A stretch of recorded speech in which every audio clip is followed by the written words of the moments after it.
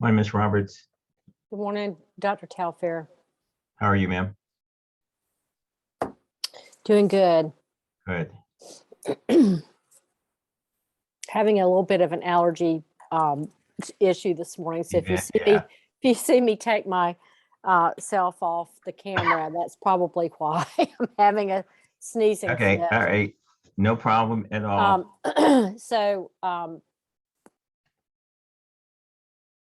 Do you have a notion about what time you want to break out? Yeah. So what my thinking was is that, we will start it this way. We will do our usual, which is start and see if we have any opening questions or comments, that sort of thing. And then we will go into the breakout groups, start the session with the breakout groups. Okay. I have the instruction slide I showed you. And then, so my thinking is we will go into the breakout groups. We will do stuff on the slide. We'll come back. We'll have our discussion, our work through, our follow-up, whatever. We'll take a morning break. And then we'll have our lecture. There's a lecture connected to this. And so then once the lecture is over, it's a short one. But then I'll slip back into the breakout groups to do the second half.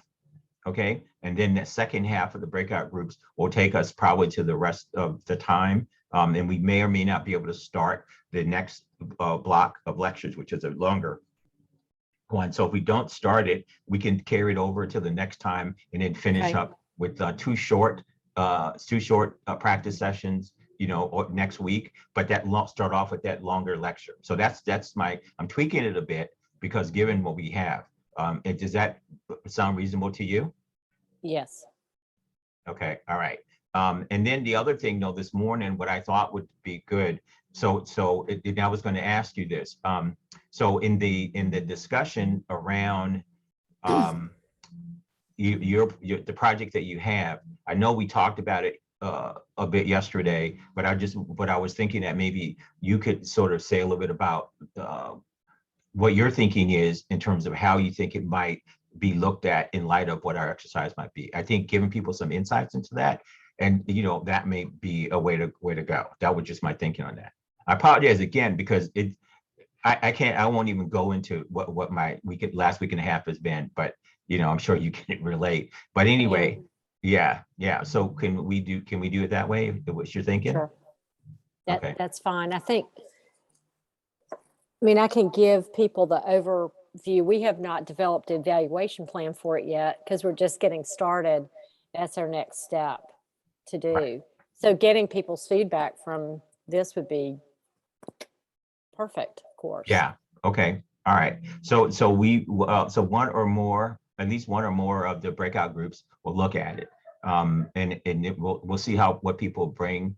And I'm hoping strategy wise, and I'll leave that to the wisdom of Ms. Rachel, of how the groups will go. And if we don't have a project for the groups, we'll do that. But we'll let those people make that decision and we'll go from there. But I think I agree with you. If opportunity for feedback early on in terms of thinking about goals, objectives, and that sort of thing for your effort, given what you have,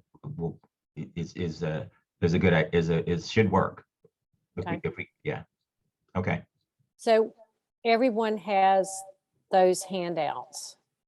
Yes, I think Ms. Rachel sent just said again this morning. Right, ma'am, Ms. Rachel? Yes, sir. I did send out everything again at 8 o'clock this morning, and I missed the instructional one. So I sent that out afterwards. Okay, no problem. I tried to send it to you before your 8 o'clock time, but I'm sorry if I missed it. It was scheduled, and it wasn't with my computer is what happened. But it did go out, so everyone does have it. Oh, okay. So that's the strengths and the strengths and challenges of AI is what you're saying, right? Mm-hmm. Okay. Yeah, so they have that to answer the question, Ms. Rob. They should have everything duplicates of, and we can kind of look at that. What I thought I would do, Dr. Telfair, is pull up the framework. Yeah, I saw the frame. I looked at it, and I think walking people through it. But and then, yeah. So maybe one of the one of the breakout groups you will be in to lead will be a way to go, something like that. And then you could work that way or whatever way. I'll leave it up to your judgment. You've done this. This is not like you're new to this. You've done it before. So I'll leave it up to your judgment. Okay.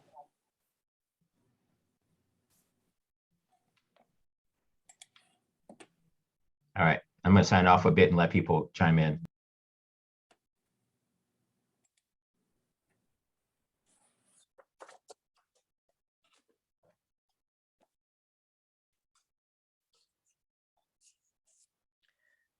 Rachel or Dr. Telfair, the handouts that you sent yesterday and this morning, they're the same ones that were sent before. You're just making sure we have them. Is that what I'm hearing? For the most part, yes, ma'am. There's 2 new ones. But if you just look at the one this morning, you have everyone, but then there's 1 or 2 new ones. But I'll point that out to you. But for the most part, you have them. If that Okay, answers your question. yes, because I was trying to find the new ones from, okay, yes, it does. So I'll just pay attention. I was gonna go through them one by one to see what I've already printed off. Okay. Well, we still have a few minutes before we get started if you want to do that. Okay, thanks.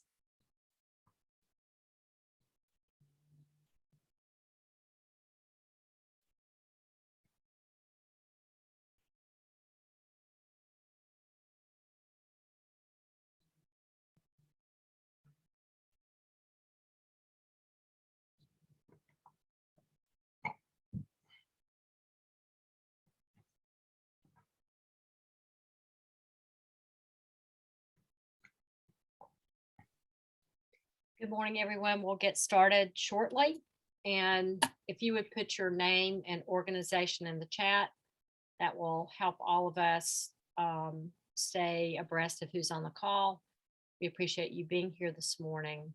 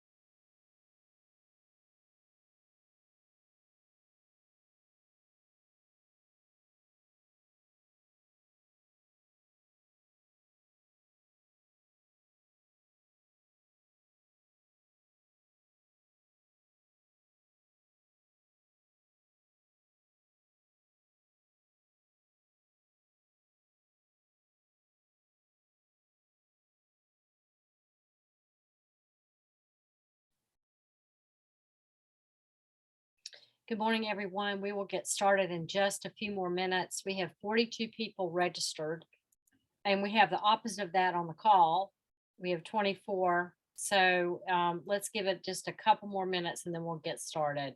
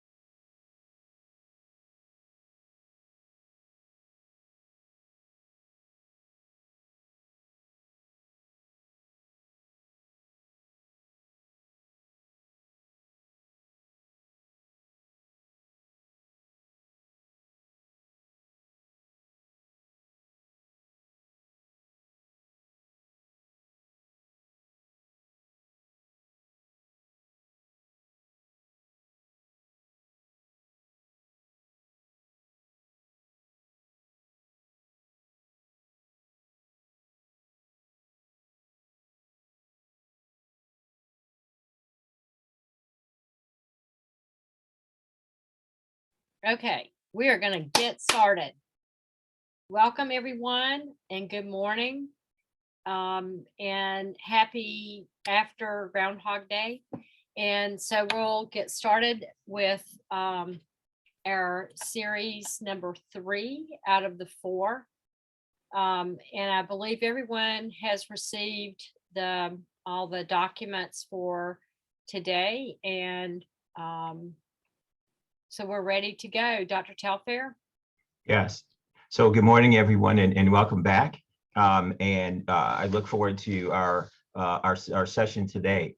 So what we'll do to get started, and this may give time for people who are chiming in late a little chance to get here, is we will start. I will show you a slide to just walk you through what we're going to do today. But before I get started with that, what I would like to do is take a moment and just answer and address any questions or that you might have from the previous 2 sessions that we had. So anything that you have when you review your materials, you review your notes, you have from your discussions and so forth.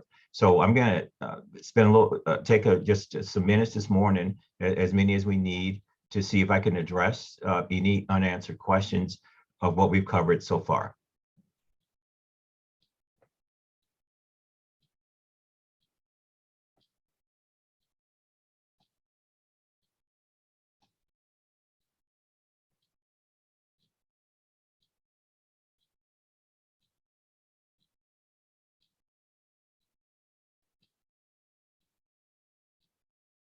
Are there any project-related information, ones that you've discussed, that you would like to bring up?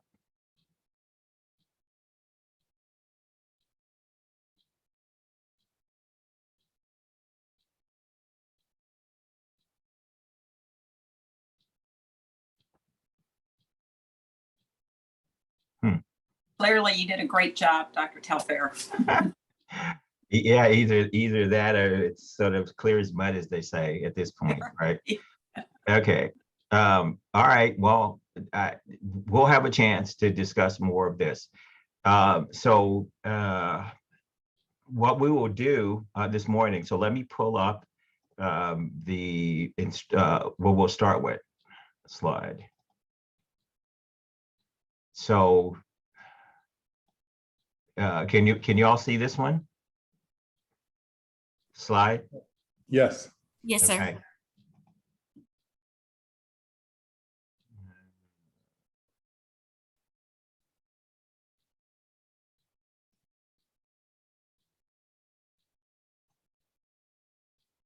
All right. Okay. So All right, so so what we're gonna do this morning is we will start off with our breakout groups. And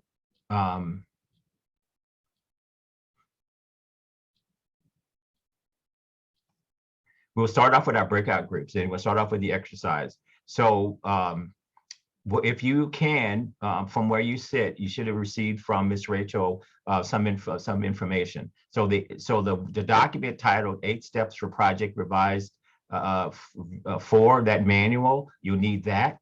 You'll need the 8 steps worksheet as well.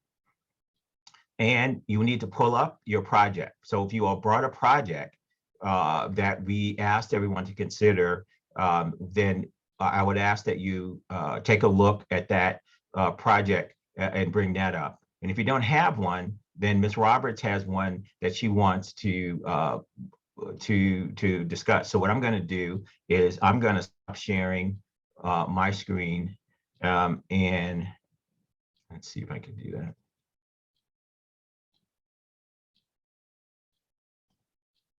Yeah, I'm gonna stop sharing my screen.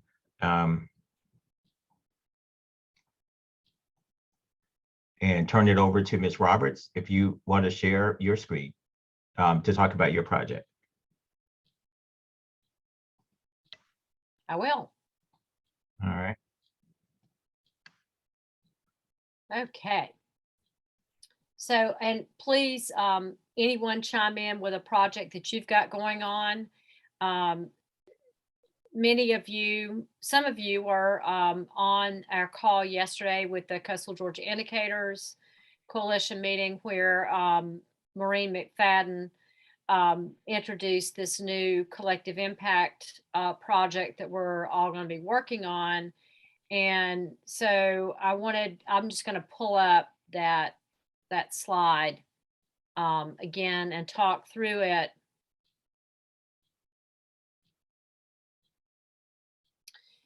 So we're embarking on a new social movement within our community. It's going to be a very broad initiative to build a trauma resilient community to prevent and heal childhood adversity. So the main focus of our work is prevention of adverse childhood experiences and addressing trauma and building a trauma responsive and informed community, focusing on children and families, especially those 0 to age 26.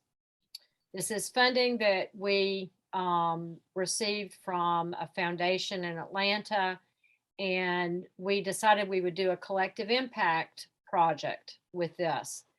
So Coastal Georgia Indicators is the backbone organization. We will seat a steering committee that will provide the strategic direction and oversight of the initiative. And then we have 5 work groups. The first work group is school-based collective collaborative model of a trauma responsive team. So if we think about that in the context of what it might look like to have a trauma responsive school. What would be included in that? What kind of training would need to happen?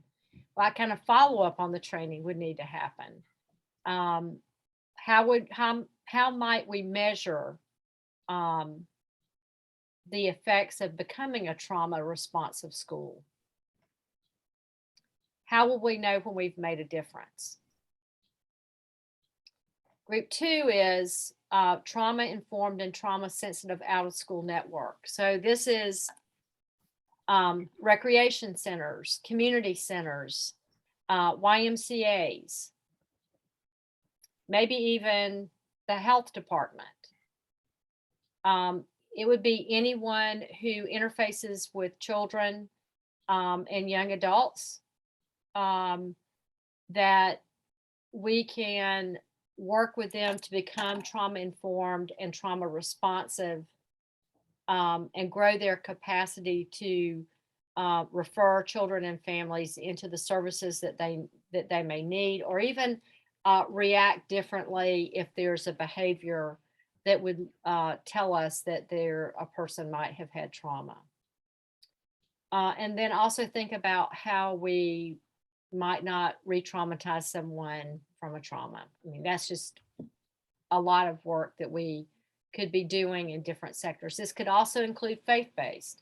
So again, how will we know that we've made a difference, that the intention that we have for this is actually working? How do we start from the beginning to build the evaluation plan for that work? Group 3 is capacity building across judicial and first responder systems. So that's like the court systems, both juvenile and superior court, police, fire, EMS. And then the fourth work group is across 13 counties outside of Chatham. And that group is really going to be working on building capacity within their communities, because quite often the resources that we have here in Chatham are not the same for our rural neighbors. They have very few resources. And so our intention around this is to make sure that they can grow their capacity to have some subject matter experts, maybe within their county, trained on the community resilience model. And then also there are many of them that are planning to implement Handle with Care, which is a systems change approach to notify the school system when a child has experienced a traumatic event, from a first responder, be it a police, fire, EMS provider, to the school system to notify them. And then finally, work group 5 is to have a robust and consistent model of response across behavioral health providers. And so part of this is understanding, as referrals are being made, how are those, what does that system look like? And what does the model of care look like for how we're, once someone's identified as having impacts from trauma, how are we really working through to help that individual, and what does that look like? And how do we maybe go back to systems and then talk about the outcomes that are related to those. So we'll also have a communication group, and we'll also have a data group that will be gathering information to disseminate to the overall collective. So that's the framework of what we're planning to do. Dr. Telfair, would you like for me to add more context with this, or do you think that's enough? Well, I think that a little more context, particularly in how it might fit with what we're working on for this particular workshop. In other words, what do you want to?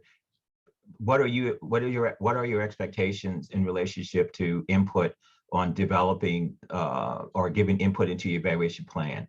That would be the context itself, if that makes sense. Sure. So I think that for me, there's sort of two pieces of this. Are we reaching the populations of people that we believe that we want to reach through this? What kind of feedback are they giving us on what we need to do? So there's that. I think there's a qualitative approach to the evaluation that will help inform our actions going forward, and help us understand and direct the work that we may do. And then I think there's another part of this, and I'd like for us to start probably in this area, is that we need to have some level setting of what trauma is in our community and the impacts of that, and then also what it means to become trauma responsive within a system.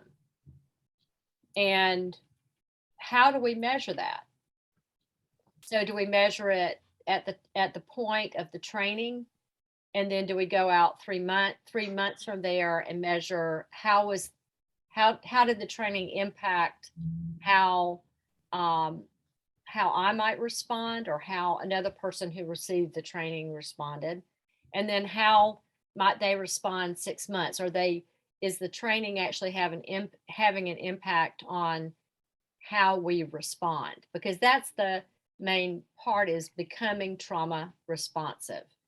There's a part about being informed, intellectually knowing that there's trauma in our community, and being trauma informed on what does that really mean? And then what does it mean to be responsive? And how does a system change to be responsive? What does that look like? What are the pieces that need to be in place in order for that to really come to fruition? So is that enough? Yeah, that's good, because that gives you the background, and we'll show that. So if we can unshare the screen, I have a couple more things. Thank you. So as most of you know, the way that this works is it works. I have to admit. So the challenge I have is as I've admitted on multiple times, technological. The way that we would normally do this would be in person, which would be the better way to do it. Wouldn't be perfect, but it would do that. So we have a challenge with that. So let me pause for a moment and see how many people have a project that they would like to submit or planning to submit as part of the working session or practice session we're going to have. If you just click on raise your hand bit so that we could see that. How many brought a project with them? Okay, so I see Mr. Bullock brought a project.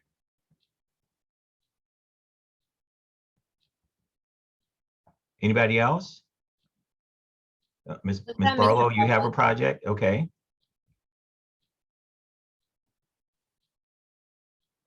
And then Rhonda Barlow. Yeah, I saw that. So they have two Barlows. Bart, so that's 3 projects. Anybody else? Okay, so we have some more instructions then on that one. So what we'll do is we'll make sure that neither one of the Barlows are in the same group. Bullock is in a different group. So that's 3 of the groups we're going to have. The rest of everyone, we will, Ms. Rachel, if we can make sure that they have a copy of the framework that Ms. Roberts discussed, and a little bit of that. Is there a summation or abstract or something like that, Ms. Roberts, that goes with your presentation, or just the framework graphic? No, there's a brief overview of that, and it's like a short white paper that goes along with it. Okay. And it is in the handouts that they were received. Excellent. So what we will ask people to do then, in your breakout group. So for the ones that have projects, we will ask that you lead, and I'll go over that in a minute. So let me go ahead and pull up more on the introduction slide. All right, where did I put it? Okay, hang on a sec.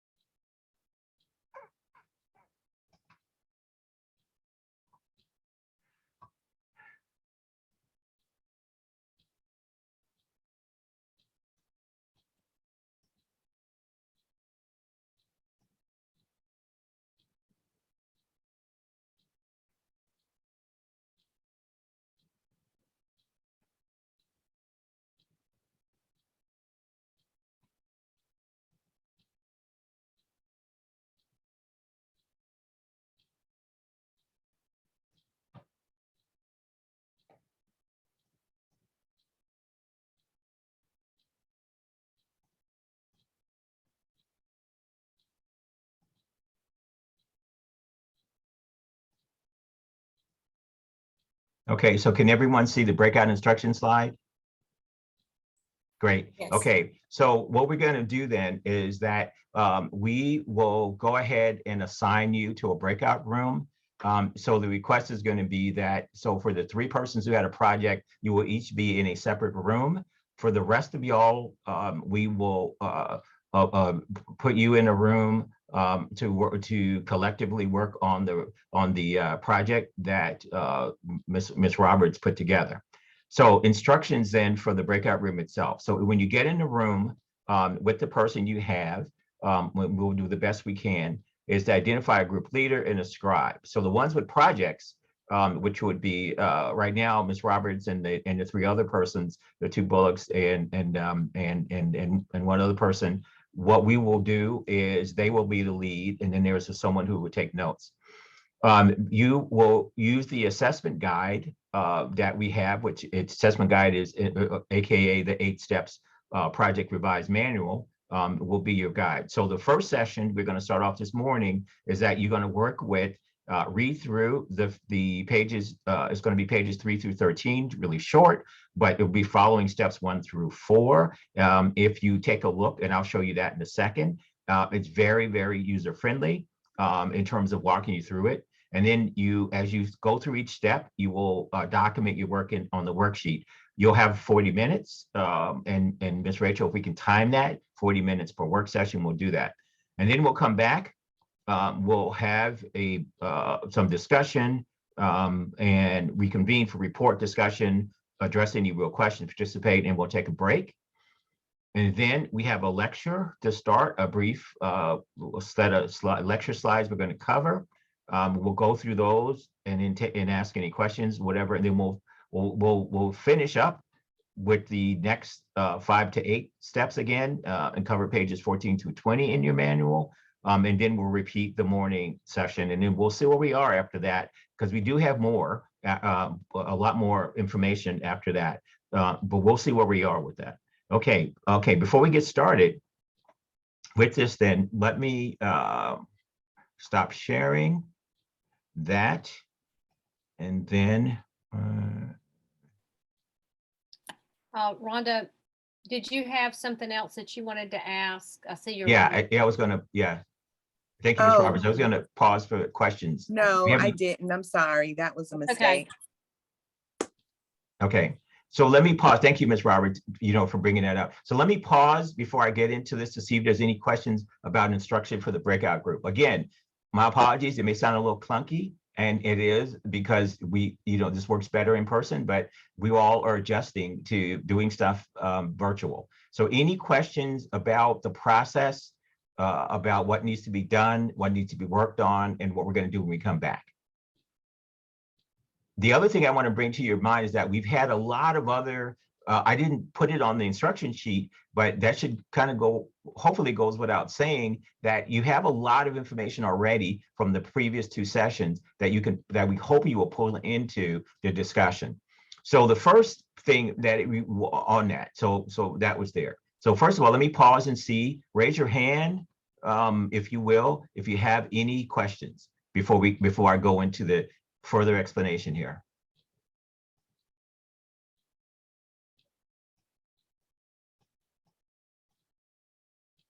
Okay, I guess that's clear. All right, then. So let's move forward. All right, so if you look at the screen in front of you, what you see would be the top of the workbook, and you should be able to see that.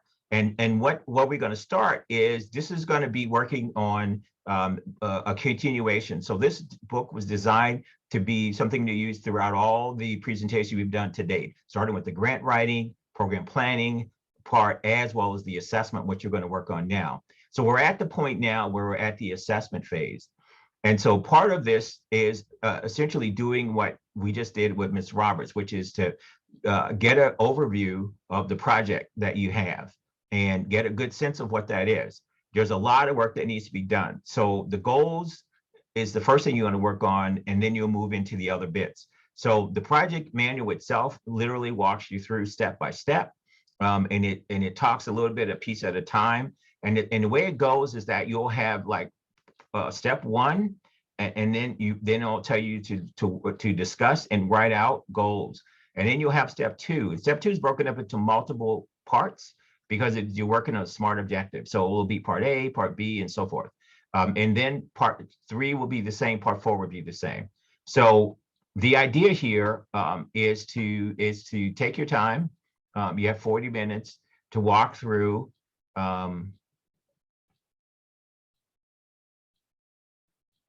walk through the project itself, walk through the manual on that bit. And so then you have the worksheet that is there. And the worksheet, let's see.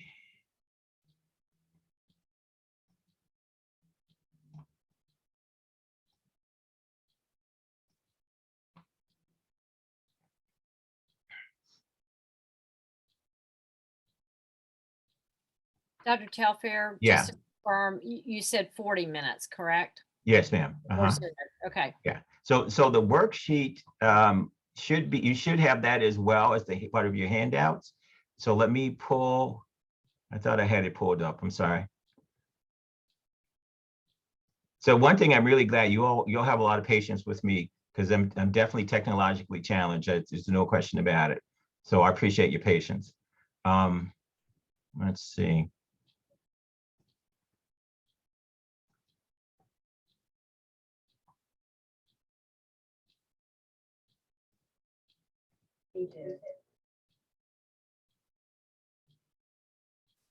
Hey, Dr.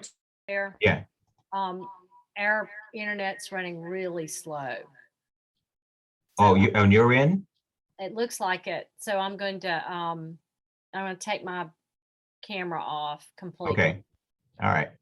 Okay. So what you should see now on your screen is the 8 steps in the worksheet. And the worksheet itself lines up side by side with the actual pages and work parts in your document. So as you do take each step, there is a place where you could write that in and or discuss. So the scribe would be the person that will pull up the worksheet and then pull up and then put in the information that's here. Like I said, it does work better. And if I could have, and maybe sometime one of you could recommend how we do this, but there is a way to make this electronic so that you will have this up as a fillable PDF, which is what my students tell me I need to figure out how to do.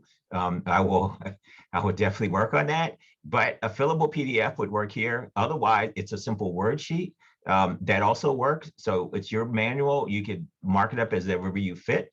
But this is the worksheet that goes with that. So let me stop sharing there. So now you have it. So for the next 40 minutes or so, you will be put into work groups. And I think Miss Barlow asked that Miss Hallen, I think, Ruby Hallen, is that your request, ma'am? Yeah, so that you be in the Yes. same group? Yeah, you be in the Yes, same because group? Ruby and I are working on the same project. Okay, all right. She doesn't know it, You got but it. Oh, she did, okay, well, all right. she knows. We're all surprised then. All Nah, right. she knows. Okay. Yeah, all right. I won't even go there with the emoji, but we'll leave it at that, Miss Allen. But anyway, so we will we'll break you up into that group and then the clock will start once all the groups are set up. So Miss Rachel, are you ready? Okay, did She's you ready. just flash the group? Oh, Mr. Barlow, you're gonna do that. Okay, yeah, so go ahead. If you put people in the groups, and there's a couple people still coming in, so we'll add them as they come in, but we will go ahead and do that. So the instructions are clear, the work is clear. I will be checking in intermittently in and out. So, all right then, let's get started and see how we go. I think we're all waiting to see how this works. Okay, are the numbers for the groups?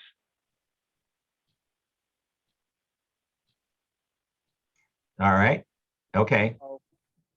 There you go.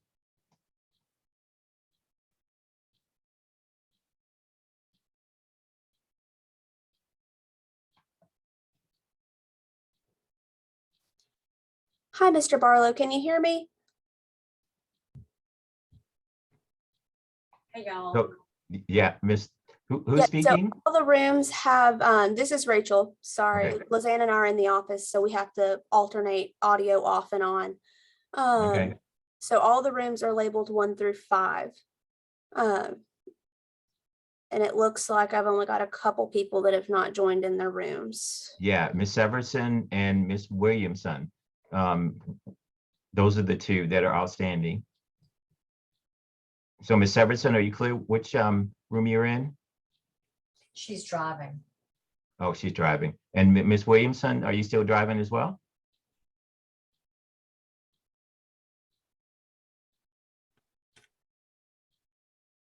Okay, all right. So for the moment, Miss Rachel, we will just let those people join when they can. And then we'll go from there. Is that all right? Yep, that is good. And I'll be out here in the center just in case any technological things happen or somebody joins late. Okay, so what I will do is I'll give people a good 10 minutes to get up and running, and then I'll do the drop-in thing, okay? Okay, perfect. All right, thank you. You're welcome.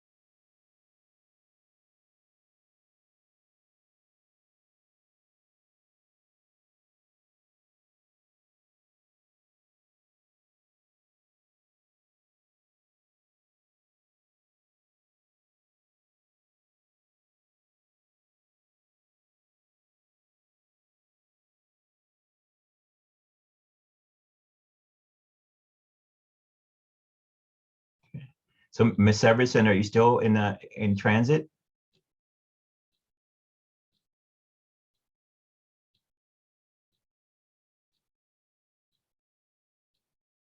Okay, I'm guessing that's a yes. Smithing that. Okay, Hey, Dr. yeah, Telfair, so I can hear you now. Which room do you need to go in next? I've actually gone in all of them. I've already gone in all of them. I pulled it up, and the way y'all have it structured, I was able to drop into to all the rooms. Okay, perfect. That's what the hope was. I just, my backup plan was that I could move you if anything went wrong. That's all right. Well, no, you've, as usual, you've done a phenomenal job, and it made my job easier.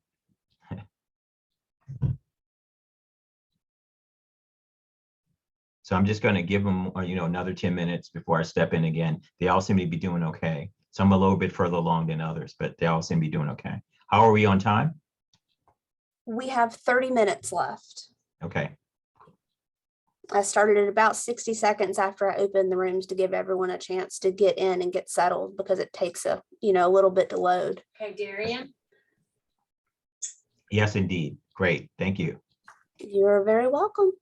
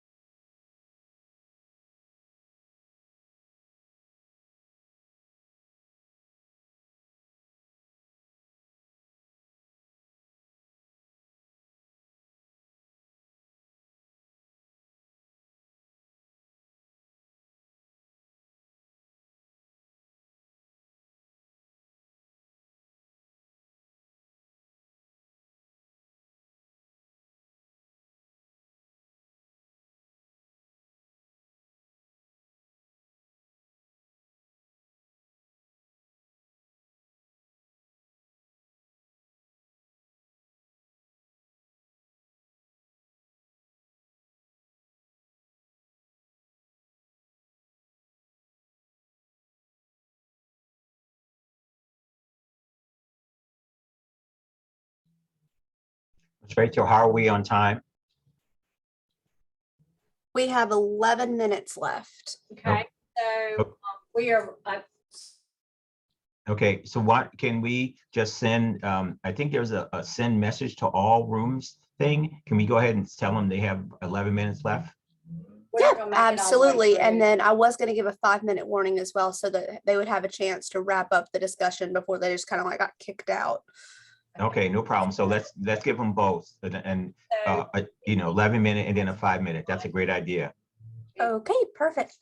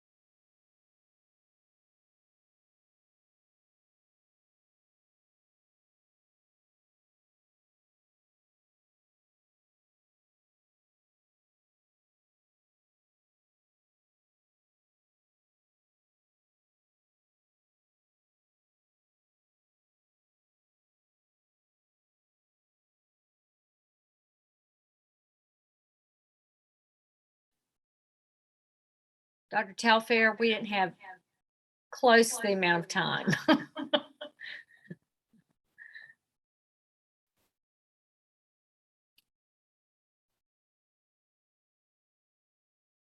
Can't hear you. Yeah, that is one of the reasons why I was saying it works better in person, because then I wouldn't be, I should know better by now. I've been on Zoom for the last 2.5 years like everybody else, so. Is being recorded. Okay.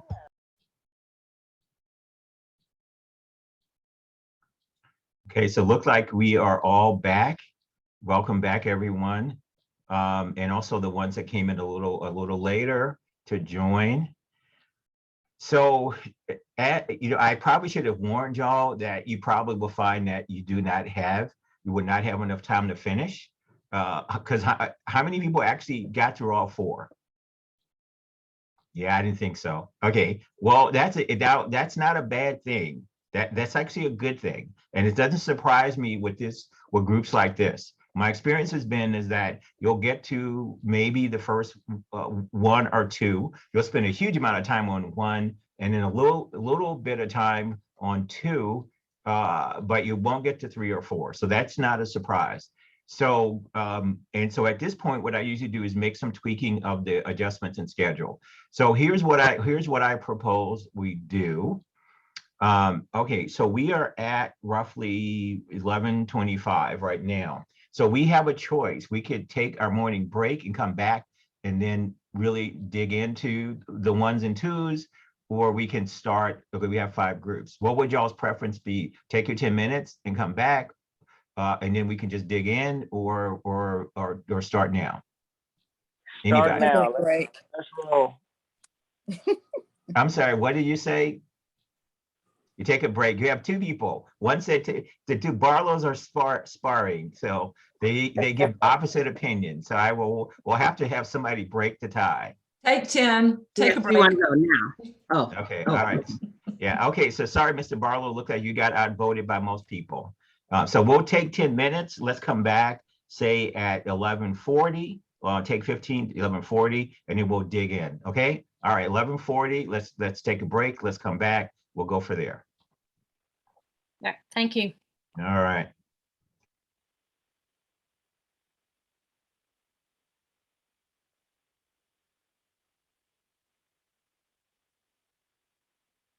Well, this is helpful.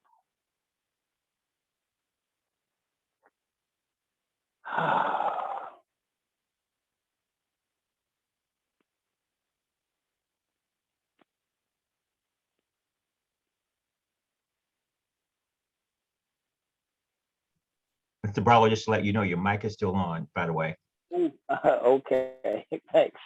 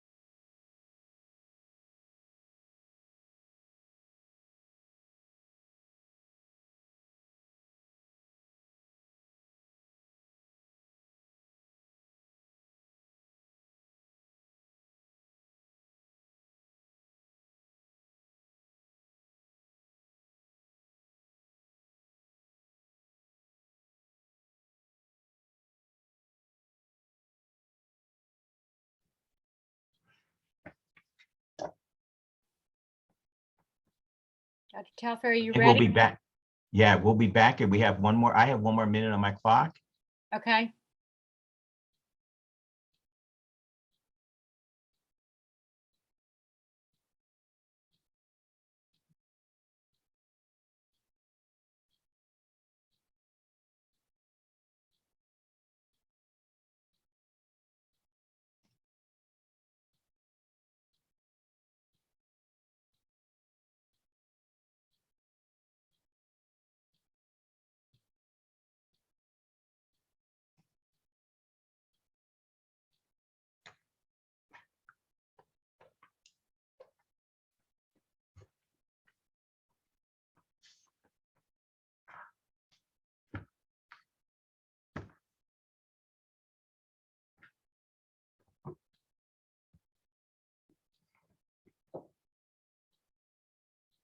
Okay, all right, Ms. Roberts, I think I'm ready. I know y'all got to share that, so I'm ready to start back.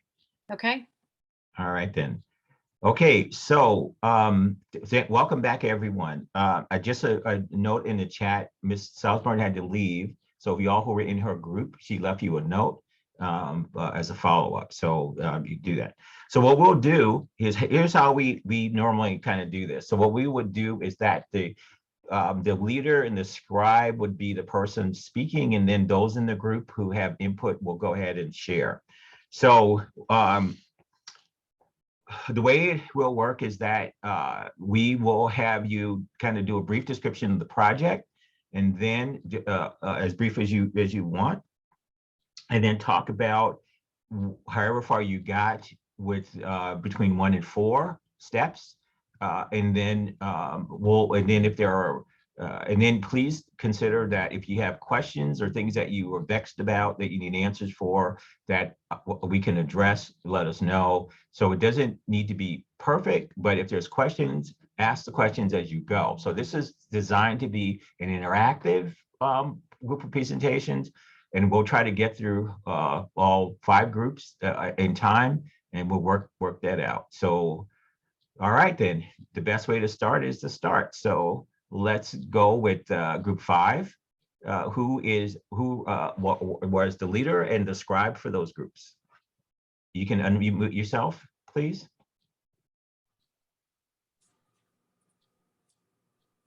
You just speak up whenever you're ready. Dr. Telfair, are you saying any of us can start talking? Or did you Group say? 5, Okay. yeah. For whoever led the group and who was the scribe. So either you or the scribe can do that. But a brief overview, and then start talking about whatever steps you got through. And if there were questions, like if you were vexed, because I stopped in, a few of y'all were still trying to figure it out, we can start with that. Does that make sense, Ms. Barlow? Yes. And I Okay. don't know what my group number was. Oh, okay. Group 5 we're starting with. So You're remember, Group 5, I think. Group 5, I think you were in group 5, if I remember correctly. Oh, I was? Okay. Yes, ma'am. So I can go ahead then. So our group, our project is the Healthy Savannah Faith and Health Coalition.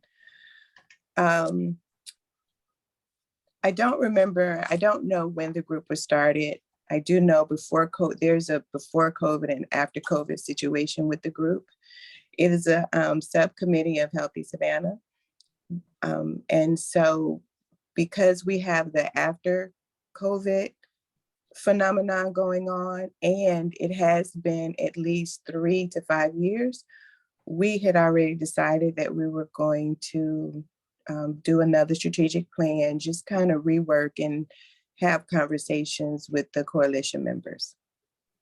So that's, and the purpose of the coalition is to support the faith-based organizations and getting them healthy, kind of, the same as Healthy Savannah. So we got to the objectives. We got to step 2, because, it was kind of we had to give background and then just kind of flesh through some things. Ruby, you want to report or you want me to keep talking? Because Ruby was our note taker. Yeah, and I was going to ask Dr. Telfair if it's helpful if I share screen or if that will be distracting to see the notes. No, I think you would, that's a very good idea. If Miss Rachel can allow you to share your screen, give you permission, that would be fantastic. We'll do that with the rest of y'all if you are willing.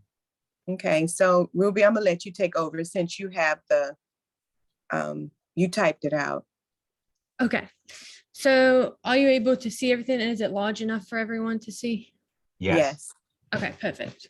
So the goal, we did spend a fair amount of time, like Rhonda was saying, we were giving context to the other members of the group, trying to basically give an overview of what the Faith and Health Coalition is attempting to achieve.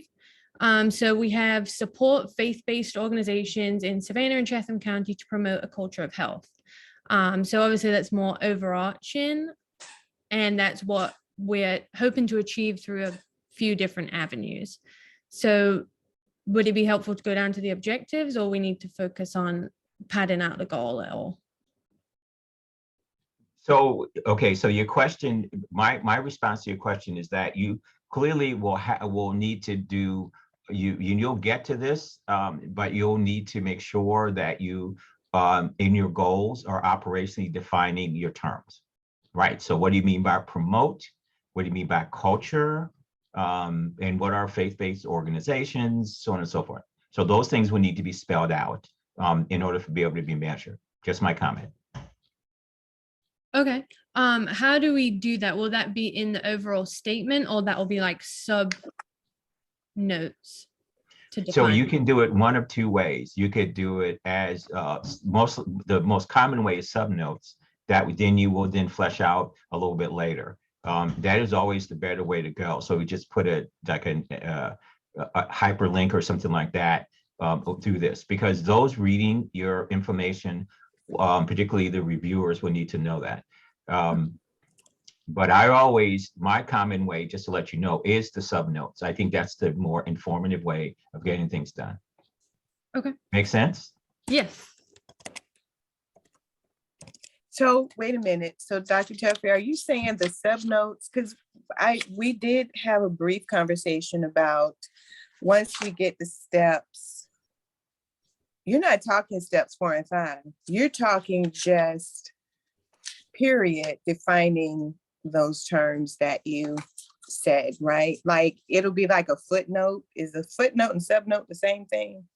Yeah, I mean, I guess I'm sorry, I think they are the same thing, sub notes. It's just that it's the English language thing. So, some places they are footnotes in most things. They're sub notes in some other places. Okay. So they roughly the same thing. And we're deferring to Ms. Hallam out of respect, but because I know people who are from the GB and this is kind of the way they say things, but I will respectfully say that. Am I correct, Ms. Hallam? Yeah, I think it depends. Subnotes, footnotes. I know what both mean. I just probably use them interchangeably without really. Okay. Yeah. I'm good. Yeah. It's like this is a side. It's like when she said Z, which I love the word Z instead of 0. But anyway, go ahead, Ruby. Yeah. So to answer your question, to further answer your question, Ms. Barlow, it's good to do this and think about this as you are putting together your goals, because you will definitely come back to it later on. Okay. All right. Okay. And Dr. Telfair, just to ask too, so those subnotes or footnotes or ways of defining those terms, they're also for, say, if, there's a new chair or a new person comes to the group, they can read that and immediately understand what that is. Absolutely. Okay. Yeah, you nailed it. Okay. Am I okay to go down to step 2 then? Absolutely. Okay.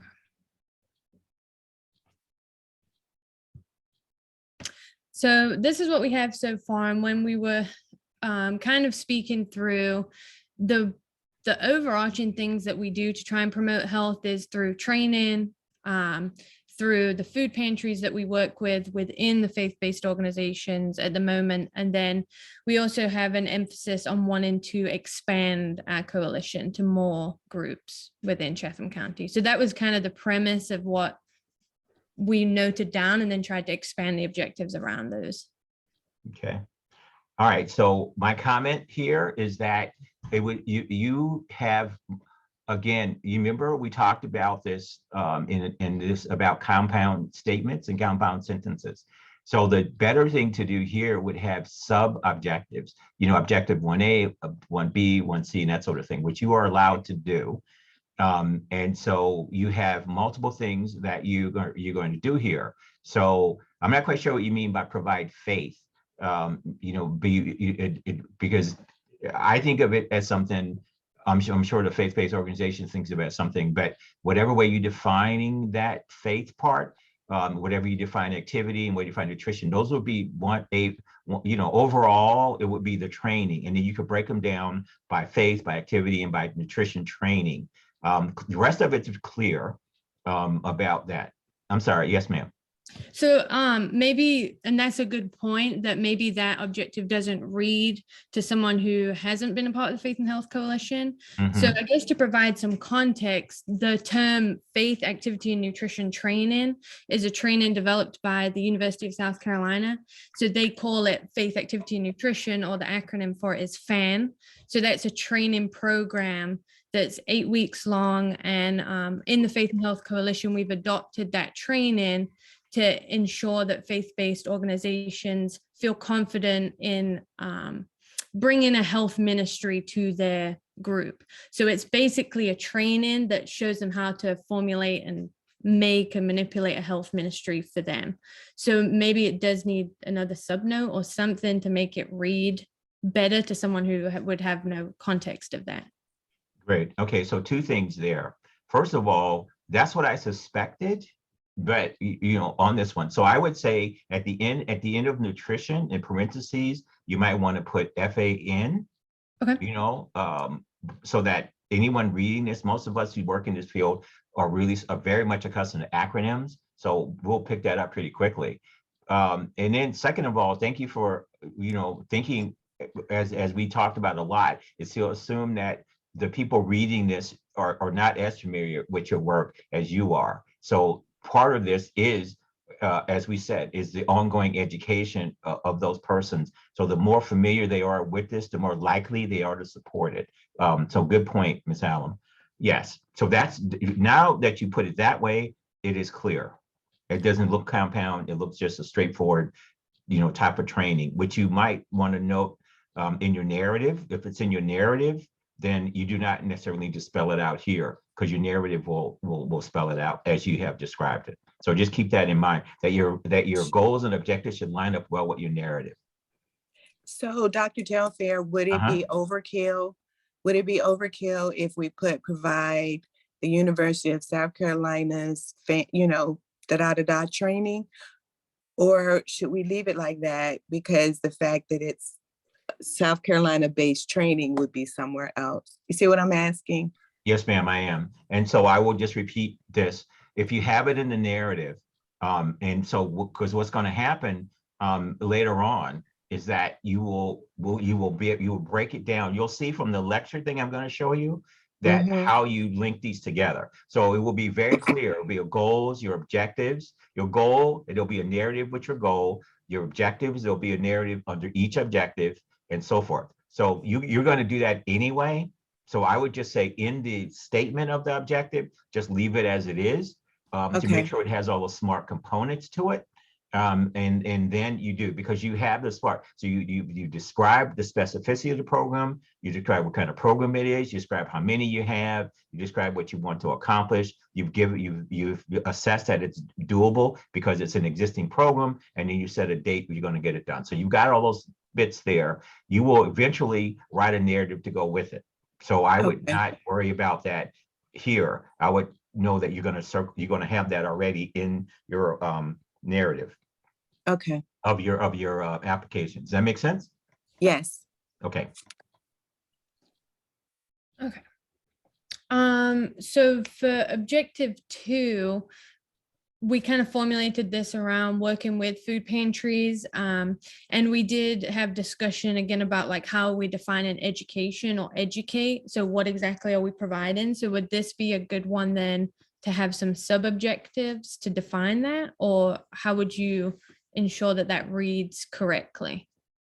Okay, so first of all, I should have mentioned this earlier. So when you put your goals together, I hope that aligns with the mission and the visions and the values of your goal, the overall goal. And then your activities should be very succinct, as thinking as you can. So here is yes. The answer would be yes if you could have sub-objectives to go with this, because one of the things you want to be able to do, remember, in the document that I gave you on this one, you talk about the type of objectives. So they all need to be SMART, but because of the type, some of them are program objectives, some of them are more, quantitative, qualitative. So you just need to kind of make clear for you and your team what type of objective this is, and whether or not you need to have more detail. That will tell you that. So if this is a program objective, then it should be program oriented. And if there are components of the program that you need to spell out a little bit more,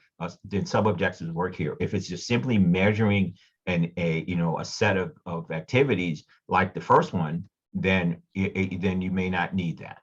Does that make sense? Yes. Sort of. Yes. No, I'm just trying to think as before I'm speak at the same time. Okay. Yes. And I think another thing that will go into this, because the overarching part of it and educating the food pantries is to try and encourage healthier donations, or trying to encourage them to be mindful of asking for healthier donations. We know that obviously there's certain limitations on what people donate to the food pantries. We understand that, but trying to be mindful of health as best possible. And we have a program that we've been using called SWAP, which, to throw another acronym into the mix, but it's basically called Supporting Wellness at Pantries, and it's a traffic light system. So red would be your least healthy items, and green would be your more healthy, choose these more often items. So that would go into it. So would that be a sub-objective under there through using the SWAP program to then educate the food pantries on healthier donations? Okay, so one of the ways that I always try to look at, that's a very good question. So here's how I will look at it. So take a step back and ask yourself, everything you just said. So if you are needing to provide this type of things, what is it that you think you would need to both do and measure to assure that what you just said happens? So that would be my question to you, is to think it through. Yeah. So the first step would be us providing context, explanation, the resources for them to even be able to begin doing that. And then I guess what we would want to measure is how effective, one, was that first step of introducing the resources, and then how have these resources been utilized effectively? Have they been useful? Okay. So that the more I talk through, it makes me think we do need sub-objectives.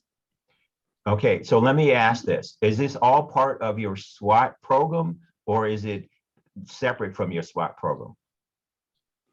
Your SWAT education component, or whatever module, whatever it is. Yeah, so the SWAT program all orientates around the food pantry. Okay, all right. Yeah. So it seems to me that you just answered your question, is to maybe have, maybe rethink your objective to mimic your first one, which is to make that your objective is to use a SWAT program components to, as part of to educate your existing pantries and so forth. In other words, then, the SWAT program provides the framework for that type of education. And that is where you're going to shape that around. So instead of just saying educate, you would say utilize the SWAT program, as the framework for educating, so on and so forth, right? And then you would add in your components, because you'll remember, I broke 2 up into multiple A through D, because I want you to think about each kind of thing. Does that make sense? Yeah. Okay. Yeah. Yeah, but if we change educating versus provide it. Well, I guess it's kind of the same thing. We'll flesh it out because really it's going to change what we measure. Yeah, but what Ms. Hallam is saying, Ms. Barlow, is that you have an intent here of what you want them to understand and know. And what your question is, how would you come to and draw conclusions that your intent of what you want them to know and do is being met? And this Right. objective is helping you get there. And so Right.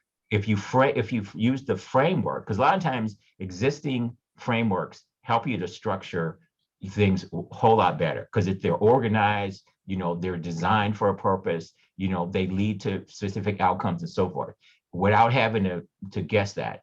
And people looking at this, well, if you already in your narrative say what's SWAP stands for, what its intent is and what you want to know, then just by simply using the acronym in your objective will be very clear, because you're going to spell that out anyway. Remember, the rest of the exercise is the spelling out part of this. Okay? Yeah. No, that makes sense. And I think, but I guess because we're only on step 2 and we haven't gone to those other steps, Exactly. knowing what's coming in the future will help us with what we're doing right now. Right. Yeah. And some of the steps, you may have already addressed them to start off with. But what I wanted you to do when we broke this up, when we designed this, we wanted you to break it up into the 4 major ways that you put together a SMART objective. Okay. Okay. Okay. And then the last one, by January 2023, increase the number of active Faith and Health Coalition members by 100%. And Okay. I just want to give a little bit of context first, because I know me and Miss Rhonda spoke about this, because 100% sounds like a lot, but it depends on how many you have. So currently, based on how many we have, and how many did you say, Miss Rhonda? You gave a good example when we were talking about it. Well, currently, that showed up at the last meeting were 2, and 1 wanted to come, but she couldn't. So I'm counting her in the number. So currently I am counting 3 churches as showing up for the coalition meetings. Whereas before COVID, we had about 6 or 8. So we're trying to rebuild our active member numbers. So 100%, hey, we just need 3 more churches that actually come to the meetings by December. It's not, I think that's achievable. Okay. So remember, we discussed in the previous discussions that whenever you state a target, and down at the bottom, when you go further down, you need a baseline for the target. Mm-hmm. Okay, so if your baseline is 3, then you have a percentage. You can state your target in percentages or actual real numbers.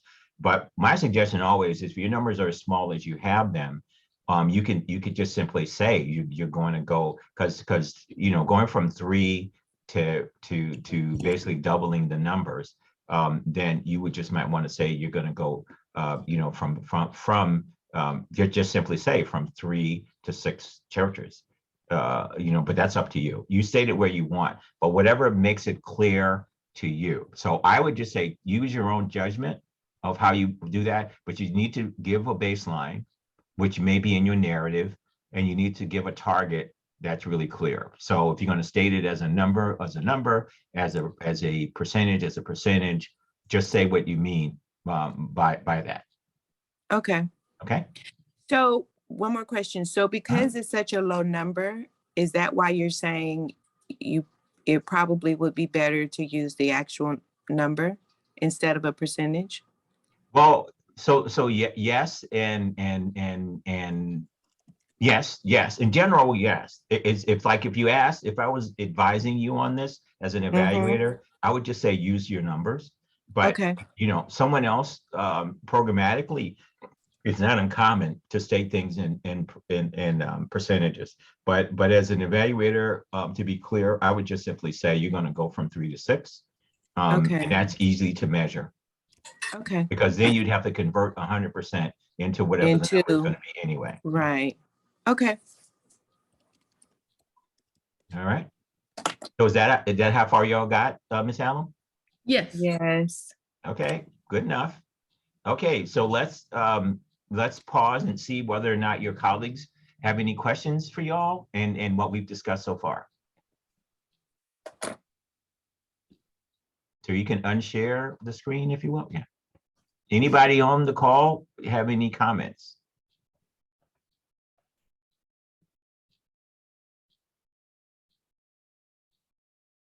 Okay, so first of all, thank Group 5. You know, for y'all willing to go first on this one and see how we do this. So let me ask a question, first of all, of y'all. So the way that we wrote the handbook was to be a very deliberate, step-by-step, consideration by consideration way of going about things. For Group 5, was that helpful to y'all? Did y'all get it and understand it and how to do that in a very deliberate, the deliberation bit of that, was that clear to y'all? Yes. Yeah, you go ahead, Rhonda. Go ahead, Ruby. Yes, sir. Okay, all right, so we wrote it that way. And then the worksheet, did that seem to line up fairly well with what it is we had to, okay, good enough. All right then, so let's, if no comments or other things from your colleagues, yes, ma'am. Well, I would Ms. just Allen. add too, I think it was super helpful as well for us to do it, to start thinking about the nuts and bolts, and it made us pause to think, how do we need to really strip it back and get to what we want? And then it was super helpful as well to then have your input in the rest of the group to, when you explain it, then you're like, okay, are we on the right track? When you have to explain it again to someone else. So yeah, I think it was a very useful exercise. Thank you. Yeah, excellent. Okay, well, then I will tick that off as meeting my intent. Thank you. All right. Okay, so let's switch around a little bit and go with Group 3. Whoever is the lead and That was Dr. describe. Bullock's group. Okay, then. Go ahead. Well, Dr. Telfair, this Uh-huh. is Tom Bullock, and Yeah. in Group 3, we had Vera, Ashley, Paula, and Angela, and Connie. Okay. And they helped to walk through the 8 steps and we realized using the nonprofit organization that I used as this guide. And we went through steps 1 and 2 that I already have identified. The problem with getting to step 3 was that I needed tools. In a previous session, you gave us different techniques to capture data, quantitative and qualitative data, and that seems to be what was missing in getting to step 3. I'll say that in a nutshell. Okay.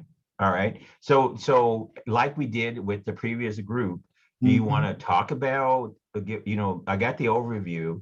Do you want to walk us through the first 2 steps then? And then maybe we can take a moment and just discuss how we can sort of bridge that dilemma you have with movement to step 3. How's that sound as a plan?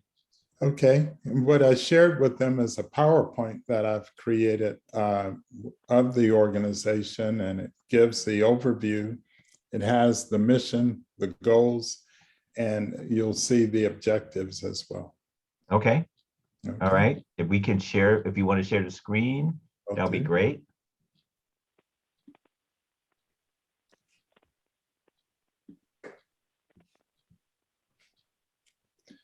So this organization is called LEADERS. It stands for Leading Educational Advancement by Developing Entrepreneurial Readiness and Skills.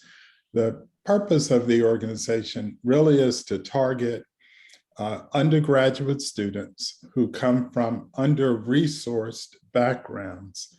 They may be doing well in college in their academic work, But as my close to 3 decades in higher education has shown, a lot of students who are doing well academically still graduate without having those soft skills. And I define them as social and cultural competencies that would help them to really be and pull out those qualities that the business community is looking for recent graduates. So Okay. this is the goal. And to get to these skills, you'll see in a couple of slides from here that I've created 8 modules in which cohorts of students, 5 in a cohort, would walk through each module to develop their cultural and social competencies. And there would be a facilitator, an expert, guiding them through the activities that I've created for each module as well. So that's the goal. There are only 2 objectives. One is to have the students to walk through those modules to learn these and develop these skills, and with content experts facilitating each of the modules. And the second objective is that at the end of this year-long curriculum, that there would be a capstone in which the students then have to produce and present a capstone project that either focuses on some entrepreneurial, financial business, or something that would have a community impact, as a cohort of 5 students. There are about 8 modules.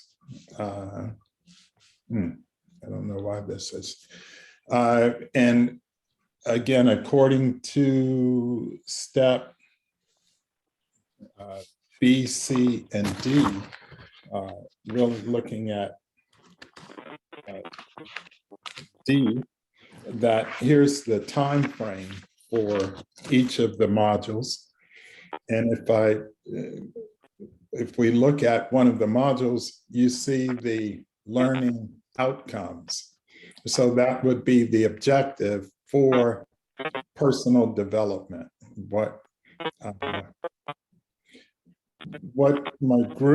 we talked about is we have this, but going to step 3 of how do you measure someone's personal development? How do you measure that they have a positive image of themselves, or that they're able to move from more weaknesses, identified weaknesses, to more strengths? And the group was just wonderful in helping me for each of these to look at different types of assessments. So what I realized that I do not have here are specific assessment tools, like, as you said in one of the earlier sessions, where you can do a pre-assessment, and on a Likert scale, as one of my group members said, student scores a 3 on the pre-assessment. The goal is to, at the end, at the post-assessment, that they're scoring a 5 or a 6, whatever scale range. And you had talked about that in a previous session as well. Do you have a 0 through 10 or 1 through 5? So in looking at those, my group also provided me with other assessments that are out there that they've used or developed. So I think and here's an example of what I already have as an assessment. But again, activities of success will have increased by 70% over 2 weeks. I really need to have some tool that for each of these activities, there's a tool to measure the activity or the knowledge or skills gained for each activity in order to say that it increased over 70%. I think that's where we ended up, and I'd love to hear your feedback or that from anyone else. Okay, so I have a couple of things. So if you, so first of all, let me ask some clarification questions and then I could get through this. So this is an existing program that you already have Yes. that's up and running. Well, it is up and running, but I'm also just signed up for SCORE. Maybe 2 weeks ago, I met with my SCORE mentor, Tom Glasser, and to help develop this further. I have students engaged, but it hasn't really come together and taken off the way in which it's written up here. Okay, so because there, okay, so I thank you for that clarification. Sure. So first of all, what I see in this one, because it's a slightly different type of educational thing. It's much more of the on the pedagogical side of things. So one of the things that I have a couple recommendations to just going back to just your first part. So like your previous group, I think you really need to, it's important to use probably existing definitions of the types of attributes that that you are focused on and that you have expectations that your students will achieve. So you need operational definitions of those attributes. The best way to look at them is to just use what is in the existing literature on how that's defined. And since you have each module will have its own set of definitions and intent of what they need. So what do you need? You mean, if you go back to your module list for a moment, if you will. Yeah, okay. So what do you mean by personal development? What do you mean by competencies, so on and so forth? So you'll have to, it's critical that you think about, second of all, how you define these. Overall, the art watching program, is that my sense of what I'm hearing is that it is intended that there will be a certain degree of success that your students will accomplish. So the starting point is the goal, and the intent lines up with your mission and your values. So I think you've done that. Your second is before you, as you get to your objectives, is defining, the different components based upon the 4 kind of ways you broke it up, which means operationally defining what each module has in terms of the terms, that personal development, literacy, and so on and so forth. And all of that in and of itself, what I know about the education literature has already been defined and spelled out. So just simply adapting those would be the way to go with that. Third of all, because the literature itself spelled these out, there's also recommended tools that they would use to do this. Your dilemma, my sense of it is that you're going to have to make a decision about which tool best fits your population. So your target consideration is really, so you have these small number of students, you have these students with the backgrounds that they are, and then, what is the tool? Because there's a whole list of tools for each one of these areas. Your intent is that you asked me the question in such a way that you're thinking about reinventing this your own way. Well, that's fine. But first of all, I would start with what the existing assessments already look like, and then make a decision. A language decision, an application decision, an outcome intent decision, a lineup decision, and then you can make an assessment. And if any one of those things seems to be a little quirky for you, then I would say, yeah, consider how you might make some adjustment, but just be aware that if you modify any tools, the rule of thumb is that you stick as close to the original as you can, but you can modify that based on your population. Like, for example, if you know the origin of some of the social competency tools, that they were defined or they were refined on a population that's different than yours, then your cultural adaptation or your social adaptation of those need to be still consistent with the purpose and the intent of those, but also the adaptation needs to focus on what unique competencies you think needs to be addressed. So in other words, what's the gap between the original construction of them and then where you want to go with them? What is the gap? And so the gap is where your focus will be, right? So for example, for professional development may be a very traditional, set of tools, that a set of intents and list. But for you, you also want to put in, for example, if it's a group where they are traditionally underserved. So that means that professional development is you need a component of that module that focuses on them learning how to adapt and work in environments that are different than the ones that they grew up in. For them to be successful in professional development, they're going to need to be able to have adaptation skills that may not be on your professional development list. Do you understand?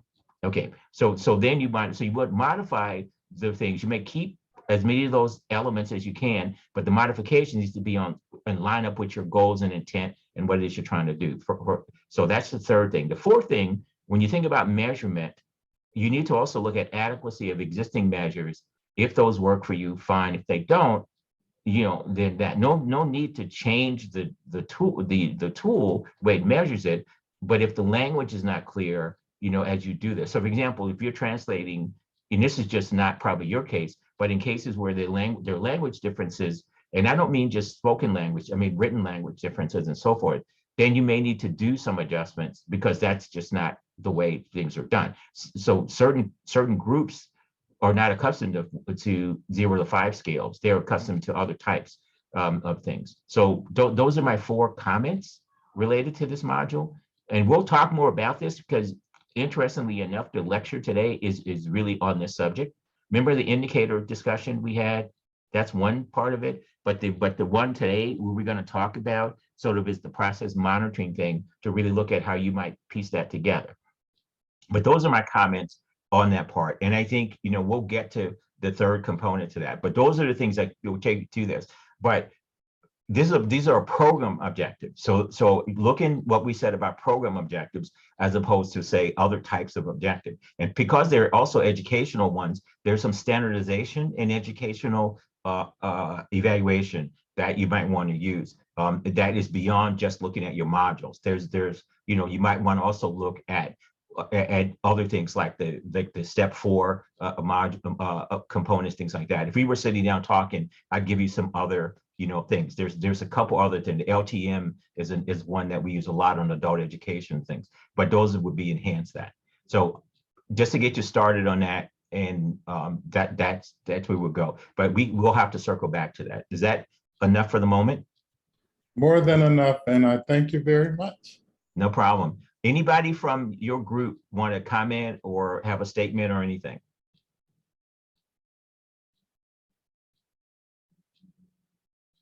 Okay, so if you, Mr. Book, can share your screen, we'll go to the next group then. So I'm not hearing anything from that, so, all right. Okay, any questions or comments so far? All right then, so let's move on. Let's do group 4. Who was group 4? Hello, everybody. I just really want to thank the folks that were in my group. They're extremely helpful. And just to say, in agreement with everybody else, like 40 minutes initially seemed like a lot of time, but then when we got into it, it was like, whoa, we're not even past like 1. So I do think that this has definitely been a good learning lesson of the time that it really takes to prepare this and to think through these things and to get all the appropriate folks that you need to get on board. So I asked the group if we could do a project that is very, very, very much in its infancy stage. It has not even really been talked all the way through. It's just something that we recently are partnering with our Resilient Georgia folks and CGIC. But the project that I asked our group to work on was Live Oak Public Libraries is working on to become a trauma responsive library system. This is something that we are really excited to make happen. We realize we have a lot of work to do to get there.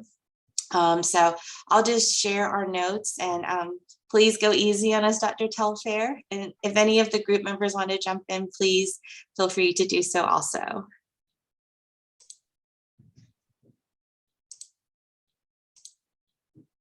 Okay, can everybody see that? Okay, good. So basically, we just kind of talked through a lot of things, and because this is such a new opportunity for our library system, I don't have like a SWOT. We don't have any other information. We haven't, like I said, done any like planning, but it was good to talk with the folks in the group to give us ideas and to give us things that we need to think through as a library system. Currently in the state of Georgia, to my knowledge, there is only one trauma responsive library, and it's in Athens. So we've reached out to them to do some benchmarking, and we look forward to learning more about what steps they took and how they implemented that to better support their community. So, excellent. Yes. So I'm guessing that, you know, this is similar to what another colleague is going to speak about, Ms. Roberts' group. So trauma responsive into library system we get trauma responsive. That's going to be covered in a narrative, I'm guessing, about what all that encompasses. Yes. Yes. Okay. Mm-hmm.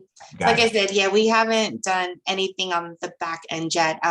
We recently had our executive director retire, so we're a little bit in transition. We have an interim director, so we're just, you know, initially collecting information to start building the plan on how we can make this happen.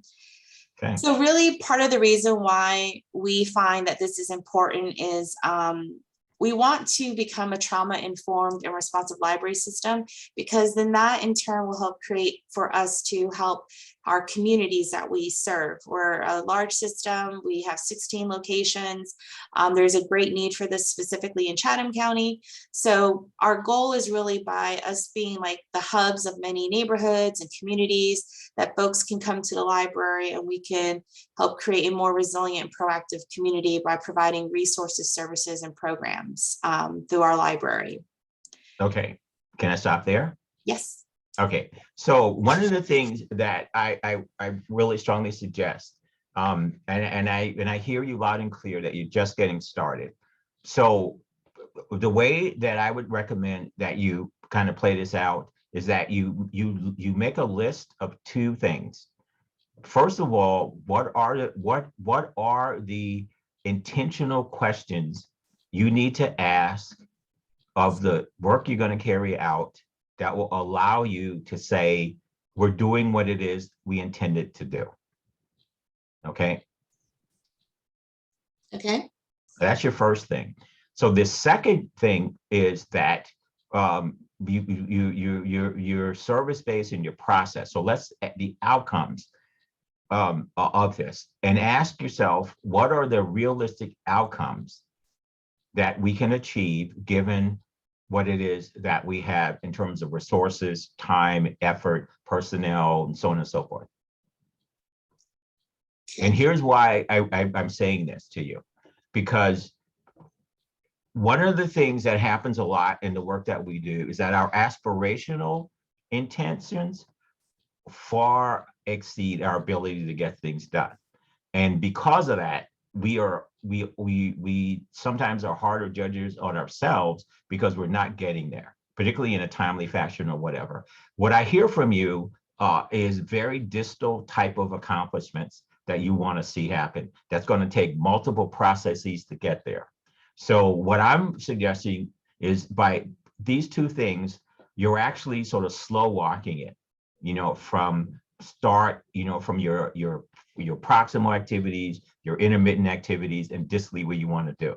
So what I'm suggesting is the framework for your initial assessment should be around the infrastructure in the process development phase of things.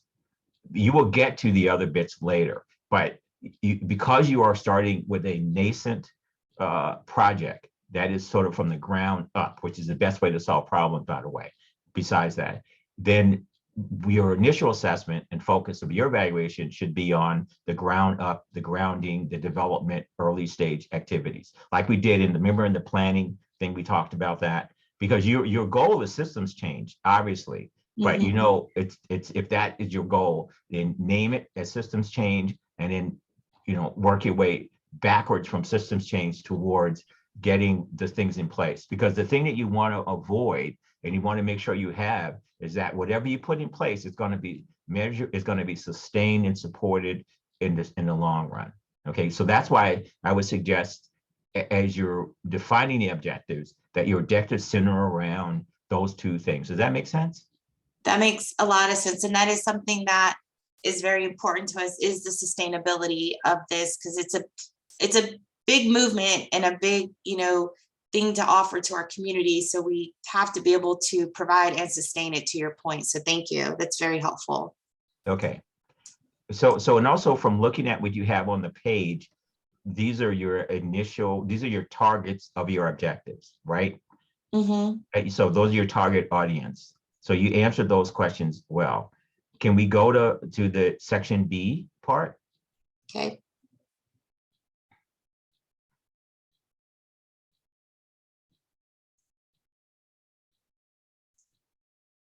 Okay, so can you walk us maybe through that? Because you skipped a few based on this.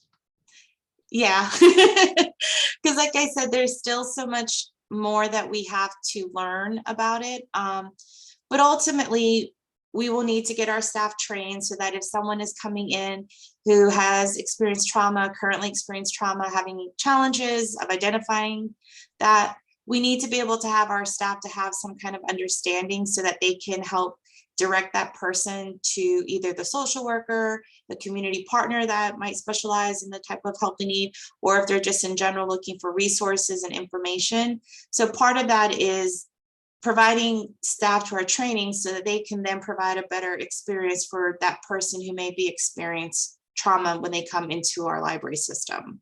Okay, so here's the thing. I think that yours is the first group that I would say your measures are not, all of your measures are most likely going to be a mixed type of measure. You're going to have both quantitative and qualitative, because it seems to me that your beginning work is a qualitative approach here. Remember we talked about that, where you're developing the qualitative that will lead eventually to quantitative. So your measures are going to be that, because you have intent as part of this, and you have understanding that will require that. And that's kind of hard to quantify per se.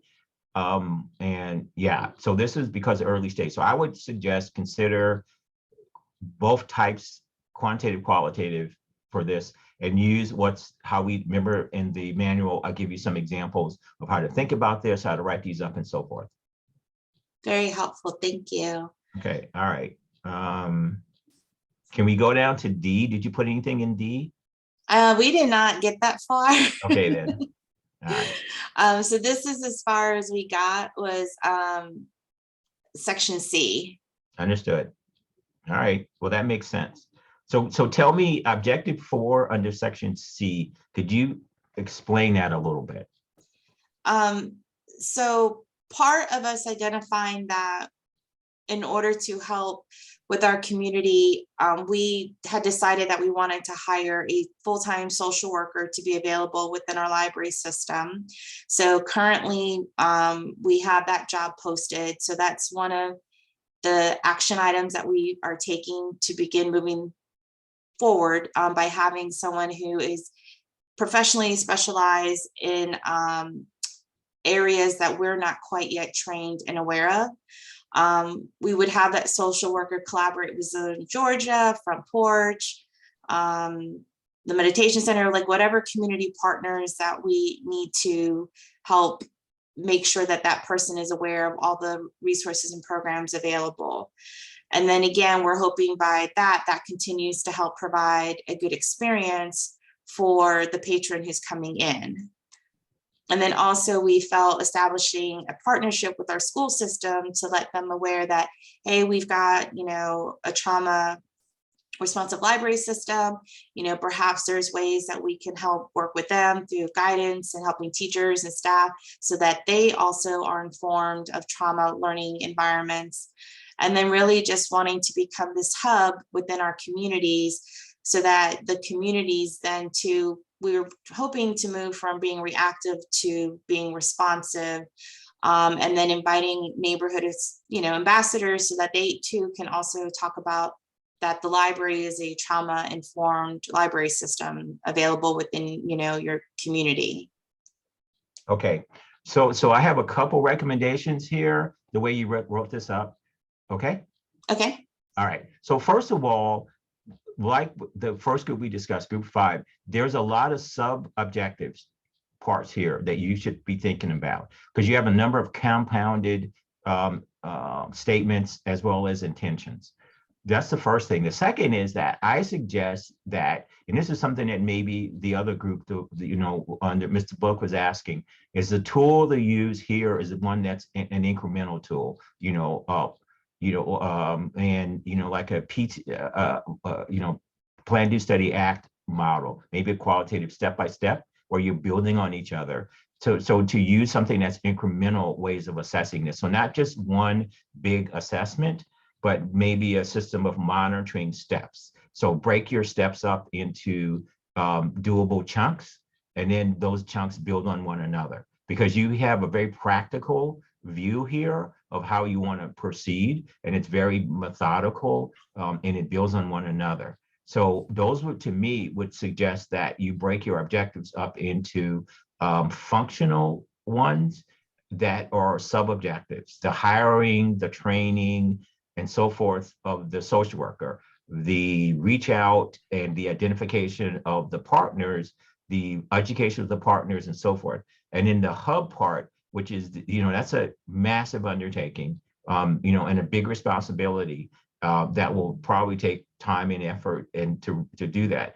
And then the volunteers, and you have a lot of people who work in our neck of the woods, which being that does this kind of work, but they need to, like the last group, be oriented. The faith group, for example, they need to be oriented, trained, and work. So each one of these presents to you the way you've structured these, as means for sub-objectives, and the sub-objectives would be set up in such a way that they have like a plan, a PDSA type of modeling, or whatever incremental approach you want to use in planning and development and assessment sort of thing.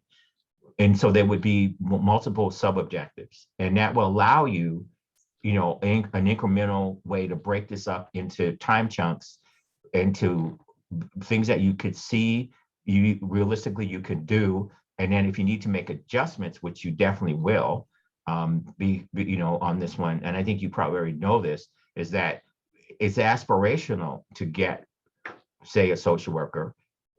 However, realistically, finding the person that's going to be a good fit for what it is you're trying to do, there's going to be some trial and error. If you're, very fortunate, you'll get someone right out the gate. But realistically, from the experiences that many of your colleagues know, that may not happen, right? So I think you should, my theme is always have a plan B, right? So if the first intent does not carry out, the second is, and you should be able to measure both, but you do that with your monitoring system, which we're going to discuss. So those are my 3 recommendations to this, given and to kind of help you start. And I say this all with the recognition that what you said, which is helpful. You're just getting started. You're still thinking it through. You're going to make changes and so forth. So you should plan for that accordingly, right? None of this isn't concrete. And so have a plan A, have a plan B, but put something in place that you can assess that allows you to move from, sort of the vagary to the more concrete, if you will. Have it as as your timeline, as your trajectory to move that way. So write your initial assessment with that in mind, like a pre-assessment or pre-planning or something like that. Does that make sense? Makes a lot of sense and very, very valuable feedback. Thank you, Dr. Telfair. Okay. Does anybody else from your team have other comments or questions?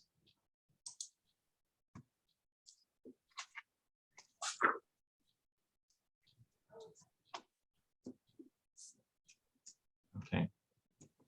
All right, well, I guess Thank it's you. clearer than I thought it was. Okay. Okay, so wonderful. Thank you all so far. So let's go to group one.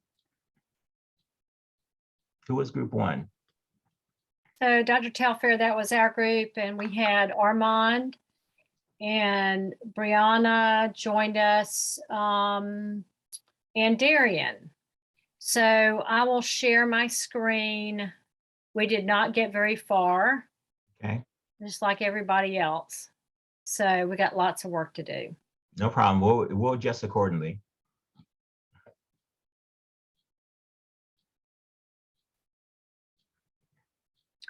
So our overarching goal is, give me just a second.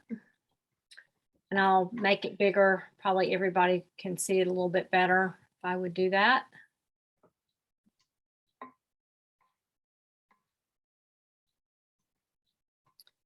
To build trauma resilient communities working together to prevent and heal childhood adversity by establishing steering committees representing constituents. That's an overarching goal of our plan. It's not all of the goals, but it's one of the goals. Okay.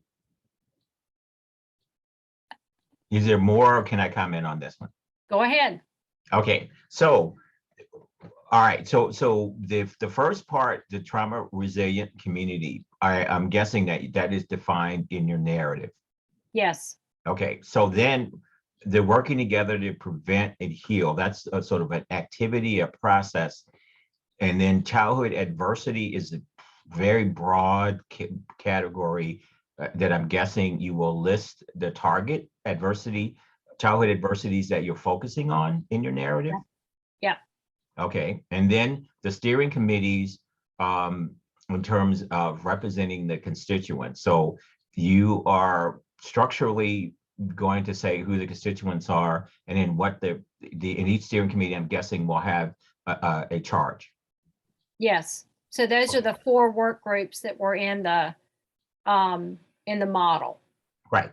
So the thing to do here, which would be very helpful, like we recommended in the very beginning, would be that for each of the things that I just blocked out for you, that the narrative reflects, what that means. So in other words, you break each one of these things up so that they're very clear, which they probably are because of the type of what you're proposing. But for persons from the outside, they would have that. If since you already have the work groups and you already described them, because y'all did a great job yesterday and today, then just adding the narrative to where the fit would be. So a way to do this, a shorthand, would simply to like put numbers in the table, in your graphic, or letters and numbers in the graphic, and then in parentheses next to each one of these core things, just put the designation, and then refer them to the graphic and refer them to the narrative. And that's a shorthand that we do a lot in program stuff, planning and development, that sort of deal. That will help you out. Does that make sense? Yes, I think so. So what you're saying is in the narrative or in the model to put numbers that correspond. Is that how I'm hearing you? Yeah, so one is that, so when you said, building, since overarching building trauma resilient communities is going to be operation defined, you don't need something for that. But the working together part, which are your working groups, would have something.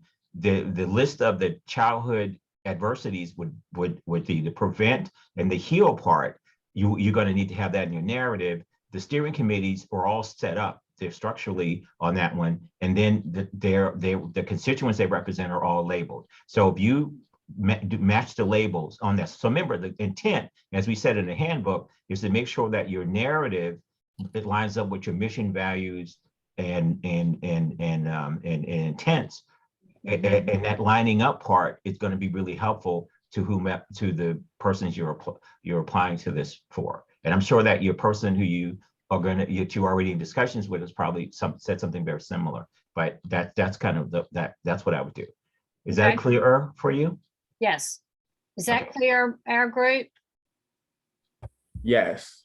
Yes. Yes. Okay. So then we added two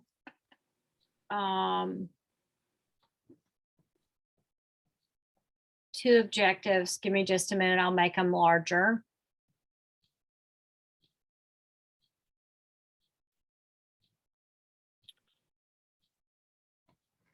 So one was to provide trauma-informed / responsive trainings to the initiative the initiative's work groups of multi-sector partners who serve children, youth, young adults, and families by the fourth quarter of 2022. So that's one of our objectives. Okay. So okay, so this is a lot of work, and my question is, this is something, would it be more straightforward to say that you're going to build on the existing work to carry this out? Because this is a lot to carry out in what a 9-month period. So just a suggestion is to consider that you have stuff already in place, and that your intent is to build on that what's already in place, because you're going to need time to set up your infrastructure. But in order to carry out the intent, which is the outcome that you're talking about, you're going to have to already be up and running to some degree. Right. So we know that things are happening in those Right. different sectors, Mhm. Dr. Telfair. Uh-huh. For instance, there's some training that's already happening in the school system. Uh-huh. There's some training that's already happening with the juvenile court system and with Uh-huh. first responders. Uh-huh. But it's not being measured. So that's Uh-huh. the place that we're not coming in saying, here's what we think you should do. Mm-hmm. We're coming in saying, tell us what you're doing and tell us how we can support your efforts, and tell us how we can, and give us some, give us a place so that we can measure what we're doing to point towards making an impact. Because I think our bigger thing is that we all know on this call that we can do training, we can go to trainings and we can do trainings, and we really don't know until we measure the outcome of those trainings as to whether they actually work or not, or when we start the system of practice. So I think that's the other part of this that we were struggling with, maybe how to point to. Because I don't feel like we can measure impact in the first year. That's my. Yeah, no, and I agree with you, which is why I brought this, so you picked up what I was trying to get at then. Yeah. So, okay, so I would suggest strongly that you reconsider the way that your group structured this objective. Because the way I read it, just the way I read it, first up, is that you will engage in a training program, for whatever it is these multi-sector partners are, to train them to do this. But what my sense is that this stuff already exists. And what you just said literally was that you know that these programs exist, you know that folks are carrying this out, but what you don't know is you don't know the question of the intermittent outcomes that will lead to ultimately impact down the line a couple years from now. So I would suggest that your objective reflect your intent. And so that means reforming your objective to put in place a set of means, processes, or whatever, I'm just using language, that will allow you to both establish a baseline and an ongoing process level assessment of the work of existing programs. Because that's literally what you said. Because what you have here reads more like what your goal is, or take out the training part. But it doesn't say, here's what we really want to know. your objectives should reflect what it is you really want to know, as well as what it is you plan to do. If that, okay? Yep. So it's a rethink. I would suggest a rethink of that, because then you look at your second objective. Your second objective builds on your first one. So what it says is that what we learn from implementing, carrying out, and providing the information from our first objective will allow us then to have a evidence-based and informed media campaign that we then can roll out. Not in 2022. You know, you're gonna have to change the time frame. Okay, so I'm going to push back a little bit on that. Okay, then. So we have to have a baseline media campaign because people don't know what they don't know. Okay. So part of this is the media campaign is meant to educate. To me, that's the first part of what we're doing, because one of the things, for instance, Dr. Telfair, I've learned by working in these different sectors around building a response to trauma in the community is we may, what we hear quite often is that parents and caregivers of children don't often understand what trauma is. And so part of what we're pointing to is that maybe we need to have a media campaign that's about ACEs. It's about so that we have some level of community context at the beginning of this. And there needs to be some level of awareness that we're going to be doing something, so that hopefully it will draw more people into the work. I mean, that's the other part is we've got 4 work groups and we want to make sure that we put something out. And that I agree with you, there needs to be more than one media campaign, but we need to have some level setting also and some awareness setting as well. Okay, so just to be clear, that I'm hearing you. So you have you have a parallel set of intentions here with what your work is. Mhm. One of it is to get a better sense of what of the efficacy, if you will, of what's already in existence, and the other is to both make sure that you have an education approach that allows for understanding and buy-in of the people you're targeting for this work. Yes. Am I hearing that correctly? Yes. Okay, so then let me rephrase and let me rechange my recommendation, and thank you for the pushback on that, because that clearly did not fully understand. I would strongly suggest that you take advantage of the structure you're proposing, and that for each of your constituency steering committees, each of them have their own objectives. You know, they have the charge is going to be for each one, which is be consistent with your overall program, but each one of them has a set of objectives, because not all of them are going to necessarily need they may or may not need a media campaign. I concur. But they definitely will need some way to assess, process, and monitor what they're doing and carry out what they do. That's going to be informed by whatever is going on in their sector. So the way that you might want to do this is have an overarching objective that talks about the 2 parallel things. So overall objective 1 or objective 2 that has sub-objectives that are linked to the charge and work of each of these, each of your constituency groups. Okay. I mean, I know it's a big thing, but this is a big project that has It is. big intentions. It is.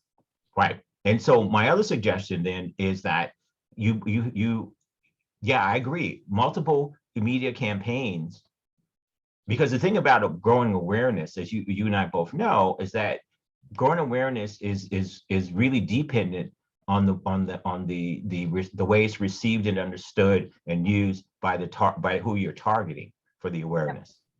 And so those things need to be, somehow you need to assess that along the way. I would recommend having this as having it as a strategy that builds on itself. So you're measuring efficacy at multiple points across the project itself, and that this is something that is informed by the work.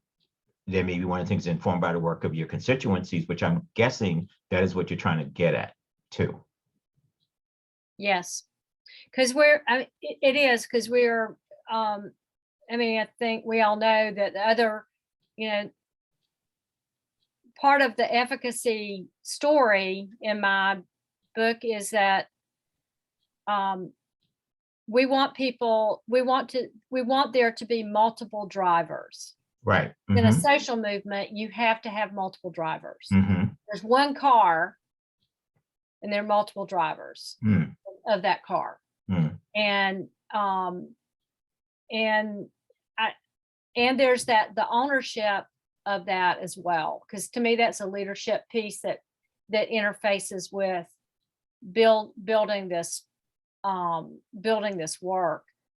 So yeah, I hear you, and that's great advice. Thank you.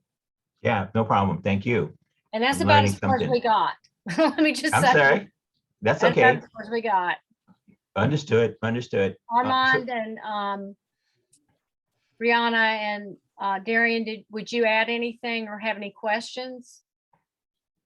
I don't have any questions. I think I get what you mean, Dr. Telfair. As far as ongoing and the media campaign, are you saying just for example, like every 3 months or so, we build on to what we sort of put out there before? Yeah, remember the previous group, I was suggesting you have like a PDSA situation. This would be perfect for that. Each one of these allows you to measure incrementally what it is you're trying to, because Ms. Roberts explained to me the intent, which I kind of didn't get, but now I get it. Why you would have a media campaign. The reason why I stated that you'd have to stretch it out is because it should be informed.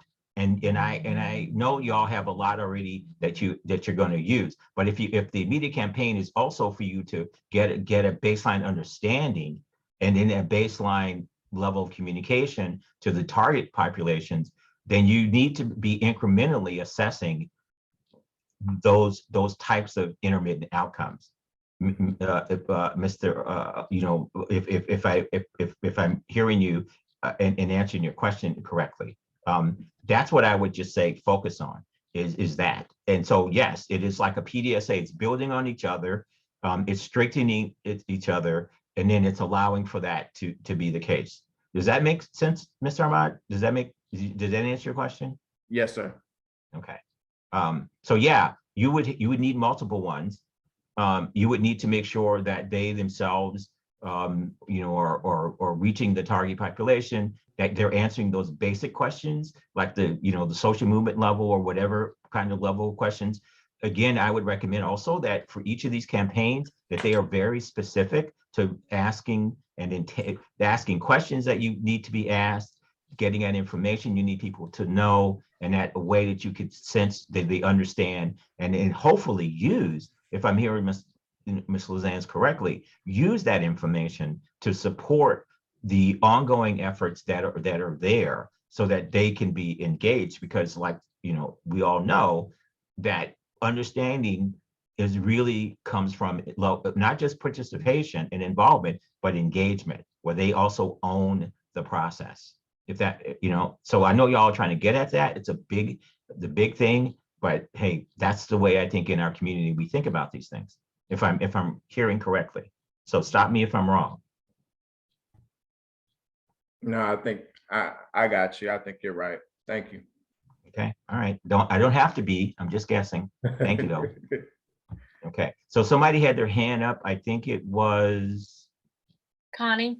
Yes, ma'am. Hey, yes, thanks. I was just thinking and I had a question. as you guys were talking about, Lizanne, as you were talking about the awareness piece and how important that was in going through this process, would it be appropriate to even make something like that, because it's so important to get it out there in front? Would it be appropriate to make that a goal or an objective, create awareness of what trauma is and how children's life outcomes are affected by trauma? I mean, I don't know, would be to create awareness and that whole media part become its own goal, or is that, am I on the wrong page there? Who's the question for, ma'am? Dr. Telfair, what do you think? I mean, that makes sense. That is the way I understand it now is that there's a parallel intent here. And it makes sense that you would have more than one goal that then has its own set of objectives that go with it. So the way you described it would make sense. But that is something that that I would have to say that Ms. Roberts and her team would have to make a decision on. It makes sense that you would have more than one goal because you clearly have parallel intents here. One of it is to understand of what's going on or whatever, and one of it is to have some way of both understanding and influencing and engaging. So those are big things, and they're written in goals way. And then you have a set of clearly actionable objectives to go with each one of those that could be linked to the groups and the overall framework and so on and so forth. So yeah, Ms. Constance, that makes sense to me. But that's just me. Ms. Roberts and her team would have to make a decision on that. right. I just, thank you. Yeah, I was just kind of thinking. I agree, Connie, that we've got to spell out very specifically what we mean by that first media campaign. Like, what is it? What is it? What's the point, right? Why are we, what the 5 whys? Why are we doing it? You know, and what do we hope to accomplish by doing it? And then measuring what we did as a result of it. So, and I think it has to start very slow on some level, has to be very explicit about what we mean by certain terminology. And I have no idea how we're going to do it, but we're going to do it. So you invite enough smart people together and we come up with something. So, and we're looking at how other communities are doing it, of course, to look at the sort of a best practice model of that. I believe Baltimore has declared themselves a trauma responsive city. So that's one of the places. Wow, that's good stuff right there. Yeah. Wonderful. Thank you for all of that. Everything that you do, Ms. Lizanne. Thank you. I don't know about that. Try. So Dr. Telfair, thank you for the feedback. Do you have anything else? Well, no, I just agree with the idea of using other models and seeing if they can inform what you do. And then your strategic planning process should come before the final decisions you have on structuring your goals and your objectives. Because I think it's very brilliant to use the wisdom of other persons, but use them both in an informed strategic planning effort. That probably should come first if you have time. But given your tight timeline you've listed here, that's going to be a bit of a challenge. But yeah. That's all I have. There's that there, you know, and then therein lies the rub with funders, right? Yeah. Because we have a specific time frame to spend the money in. Yeah. And sometimes that, and we've given that to quite often to funders that sometimes the time frame is not always realistic with the work that has to get done in that time. Yeah. Well, but then, you know, the thing that we always talk about, which I think, you know, you've done, we do, is just to kind of reframe what it is that that you want to do to line it up with what it is you're being supported to do.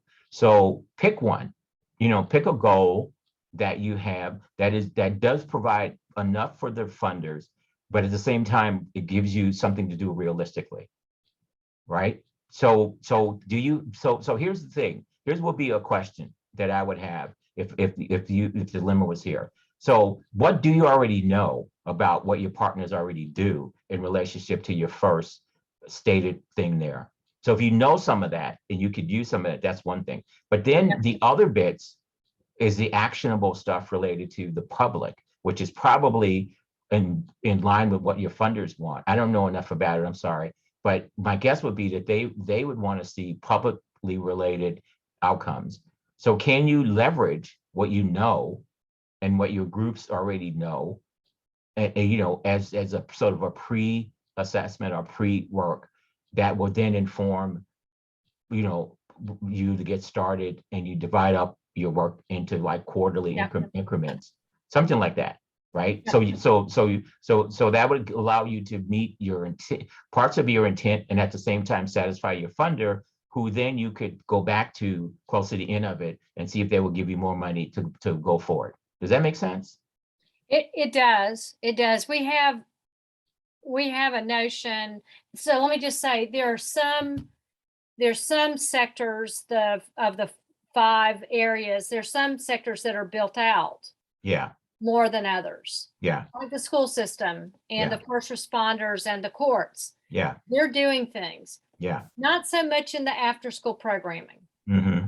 You know, so you know, Connie knows all of the recreation centers and the neighborhood centers, and I would guess that they may have heard of trauma responsive or trauma informed and ACEs, but my guess is they haven't received training in that.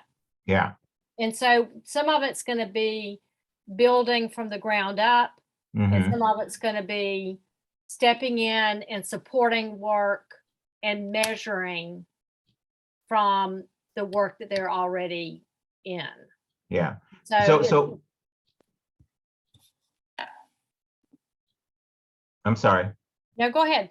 No, so this goes back to what I was just thinking and suggesting before, is that you break it up such that the constituents parts, if some groups are further ahead than others, that seems to me strategically a really good way to measure stuff, is that you take advantage of groups that are ahead, and so their charge would be slightly different. It would be more of building on what they have and then dividing a way to measure that. And then the ones that are starting from, you know, the ground up, you would then start with a more conservative, if you will, approach that still allows you to measure and get outcomes from them. But the whole thing is structured in such a way that everybody produces, even though the level what they're producing in terms of your outcomes are going to be multifactorial and then at different levels. If that can satisfy yourself, your team, as well as your funders, that may be a strategy to take, because you're still measuring them outcomes and so forth, but it's just going to be the level of those. Remember, we talked about indicators and different levels of indicators and types, as well as different levels of outcomes and so forth. Go into that, and that may be a plan. Okay, thank you very much. Sure. Good luck with it. Thanks for the feedback. Oh, you're going to get called in at some point. Just stay tuned. Okay, will do. All right then. Okay, well, thank you. I know we spent a lot of time on that one, so let's just finish up with number 2, group 2.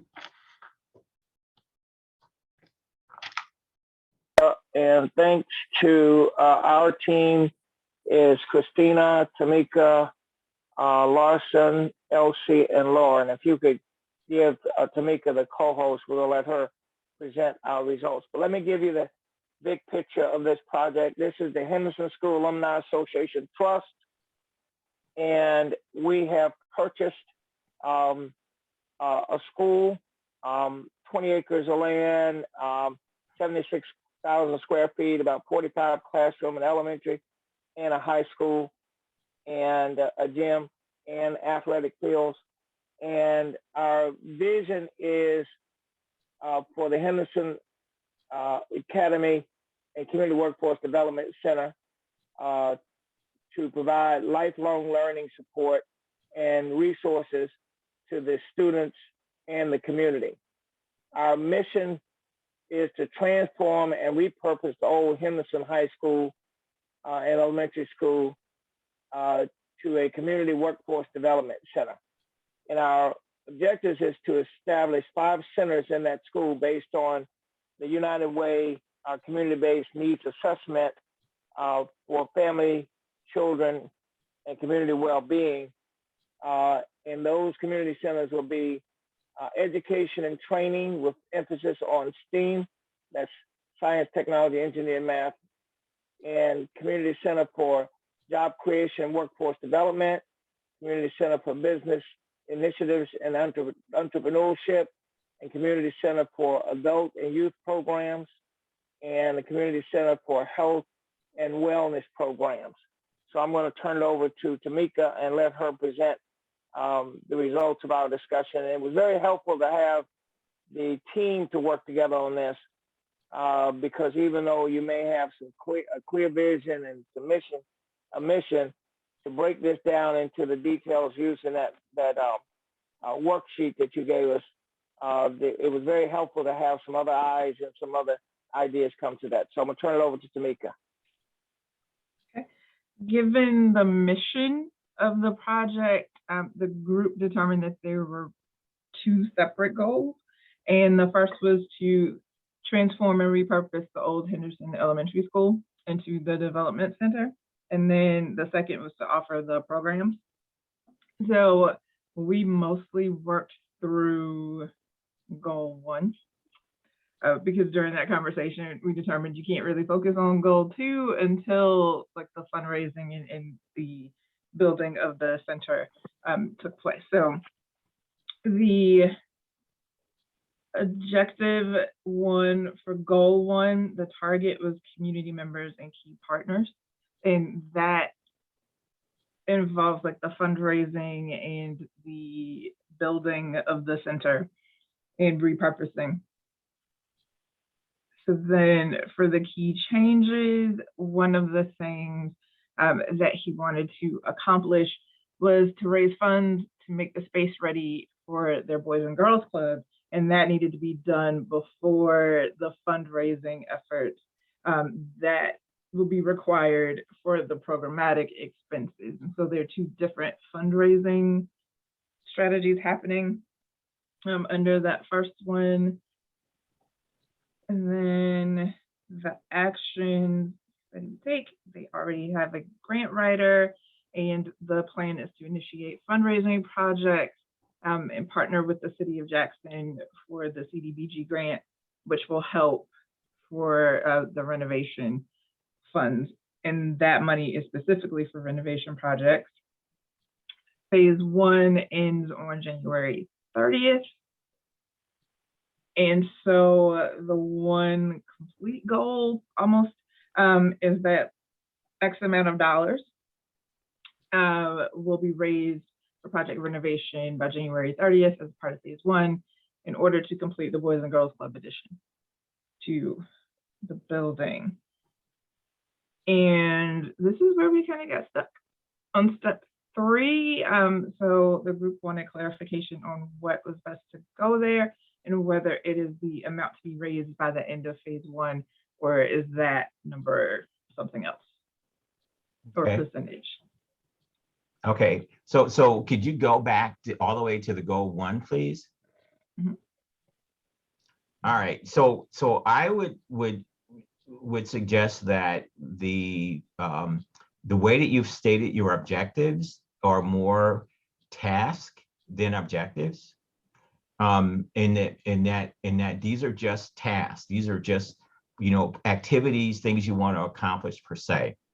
Because at the end of the day, what you want to be able to do is, remember, when we talked about putting together objectives, the objectives, the objectives should be linked. The goal is a general statement about what you want to accomplish, but the objective needs to be something that you are going to ask yourself at the end of the day, what is this really, what do we measure? So the way you've put together a lot of this are the steps you need to get there. And that goes all the way down to the way you stated your objective. So, but you're kind of working backwards here. So my strong suggestion is that, that the structural goal, which is what your first one is. It's not a programmatic goal per se. It's more of it's more of a structural type of goal. If you go back to what we talked about in terms of the types of things that you have, yours is building an infrastructure, and so that means you're building a system, and so that means you're working on that. So the intent and the focus of your objectives should be a bit overarching in terms of that. So like a program goal, which is like, we hope to accomplish, this, like your a program objective, excuse me, that. So the second part is offering programs, but the first part is building the infrastructure. And so the focus is going to be an infrastructure focus here. And you're talking about the elements of what it's going to take to build the infrastructure that will allow you to then do the program, all right? So if you think about it that way, then it means rethinking about how you're looking at your objective. So let me give you an example of how I would suggest restructuring this. So the way you have your goals stated, it's stated as here's the place where we want to do this work, right? So the second goal is really what should be the first goal. It's to put in place an infrastructure that will allow us to offer programs to the community that will benefit them. Okay, so the first part, which is converting and repurposing the Henderson Elementary School, is actually what it is you're trying to get at. It's not a goal per se. It's part of one of the steps you need to take to reach the goal, which is your goal 2. So your goal 2 should be goal 1, but it restated goal 1, which is that. And then your objectives should build from there. Stop me if this is not making sense to you. Well, it's making sense, but let me, okay, so you're saying the first goal should be to focus on the infrastructure. Well, no, what I'm saying is that, okay, so think of it this way. Think of it the way that you normally would build something. So what we're talking about in our neck of the woods, which is where we work the not-for-profit arena, that is that, first of all, we have a reason to exist, which is our ultimately, our distal outcomes, right? So you ultimately, by 2023, want to have in place, something that offers these services to the population that you have as your target. But the question is, how do we get there? Okay, so that means that the things that you need to do to get there are going to be incremental. And one of the first things, of course, is that what you've already accomplished, which is you already have a site. And then the next thing is that work towards the things you need to do to reach these type of outcomes, intermittent outcomes that allows you then to accomplish the transformation. So the transformation of the site is your first major objective. And so your sub-objectives are going to be linked to the type of activities and the work you're going to do to get there, right? So the target audience for your goal, you have it correctly. It's community members and key partners, that's one thing, but really it's your objective, which are students and young adults. And so you have multiple targets instead of a single target, which is what you've identified. The job skill training is not an audience. It's an activity that you hope to accomplish an outcome. Entrepreneurship and business development, offering health initiatives, all of those things actually come under the component what it is you want to accomplish. They're not your target audience. Your target audience are going to be the first 2 things you have listed there. The rest of it will fall under another area, if you will. Okay. Because you add target population, but you've already stated who it is you intended to provide the service for, and you intended who to engage. So you have 2 main set of things there. One of it is going to be what you need to establish and maintain and sustain the effort. And the second is who you are wanting to make sure that are served in the long run. I'm just trying to restate it in such a way that you kind of, the job skills training and entrepreneurship and health initiatives, those were like he listed 5 different programs that he wanted to cover. And so like the STEAM education was one, and we were able to work through like who he was targeting that for. we didn't get a chance to figure out who the job skills training and health initiatives and entrepreneurship were going to target. Yeah, Right. so those was like a hole in it. But are you saying that that doesn't even need to be identified? No, what I'm saying is to think about this as two things. First of all, there's infrastructure development and building, and then there's program development and building. Okay, so infrastructure development and building includes all the other stuff, the obtaining of the property, the restructuring, the raising the funds, all that stuff. The service delivery, which is your programs, are the other things you're talking about, job skills, entrepreneurship, those kinds of things. So I'm just saying, rethink that you have two major goals. One is infrastructure building and the other is program development and implementation. Does that make sense? That's what I'm trying to say. Yeah, that's much clearer there. Okay, so first goal is infrastructure development, and the second is program development. Exactly, right. Program development and implementation. Because you build the program and then you carry it out. So you need a goal that states that in some way, wherever way you want to state it. And then your objectives are going to be linked to each of the goals. So you have a whole set of objectives that are going to be more action-based, objectives, or way we define those there. And those action, objectives are going to be the structural objectives are going to be linked to the first goal. The second are going to be programmatic objectives that are linked to the program.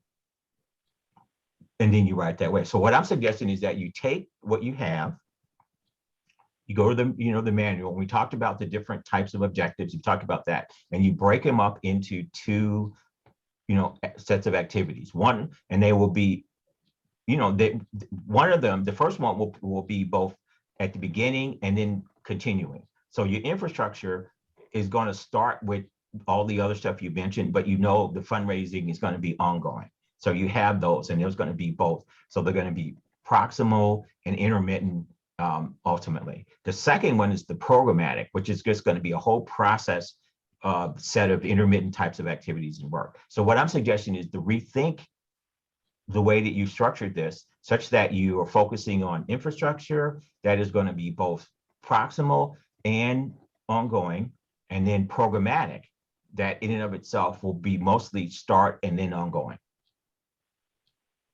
Okay. Now, so fundraising would come under infrastructure? Yes. Okay. And it will be something that is going to be ongoing, right? You got to start and then you got to continue. Because if you're going to keep the program going, then you focus on that. Because remember, infrastructure, building, development, and sustainment are your three things. So sustainment is going to be part of that. So fundraising will come under all of those. Infrastructure building will come for your initial steps, which is going to be the refurbishment and the other things. And then building your constituent group or your first target, the people that you want to be engaged and involved and work. Now, are you also saying go back to the centers that we're talking about? They should be focused under the target audience. Yeah, you have two target. Your target audiences are going to be linked to your goals. So your first target audience, of course, are going to be your community members, key partners, and whomever it is you're going to reach out to for support and funding. Your second programmatic ones are going to be your students, young adults, K-college, so on and so forth. Which are, and then the other stuff is going to fall under program. So one is a program target set, and the other one is more infrastructure target audience. Okay. And so one of the ways you do this, so that you could sort of help your thinking on that, is that I would suggest this, is that you create a table, right? That is where you structure it in such a way that you have mission, values, intent, and then you have a table like a landscape table. And so the first set of the table is going to be linked to the first goal. And then under that, you have objectives, activities, targets, and so forth. And in your second goal, you have objectives, targets, and that. So that way, visually, you've laid it out.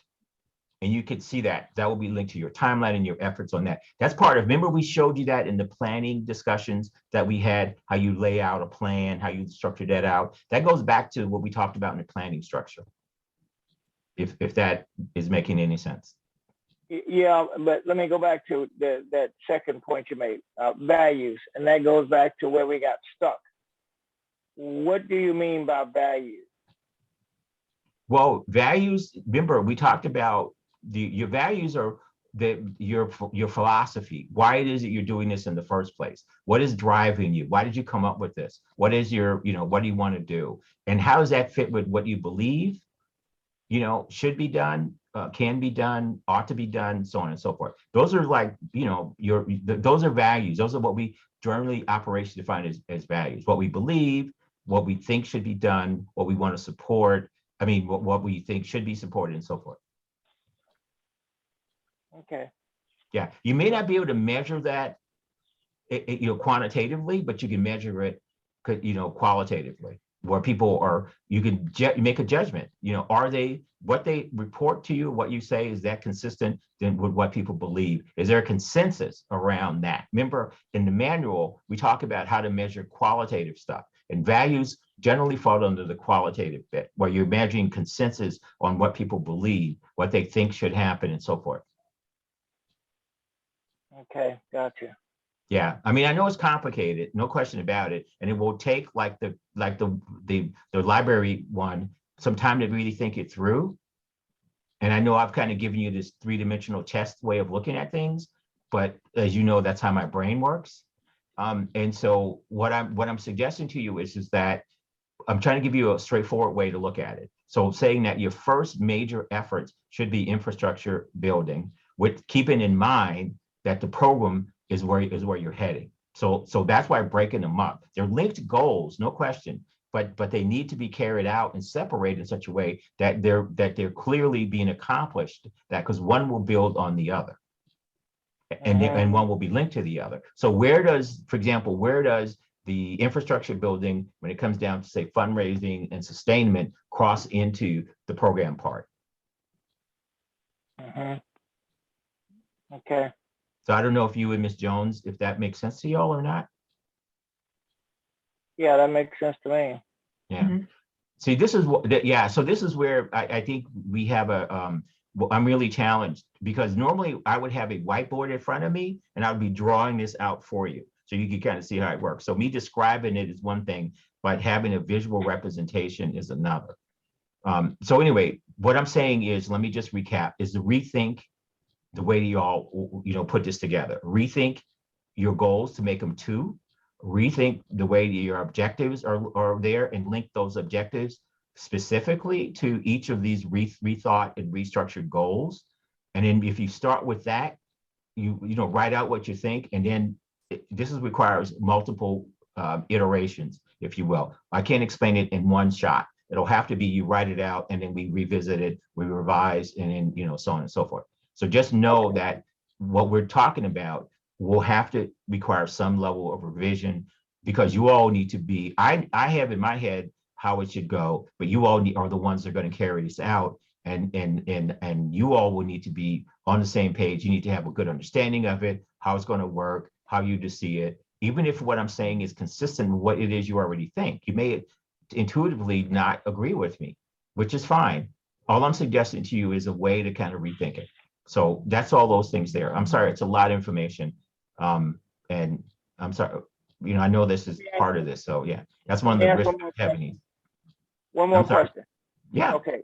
The mission, values, and intent. What do you mean by intent?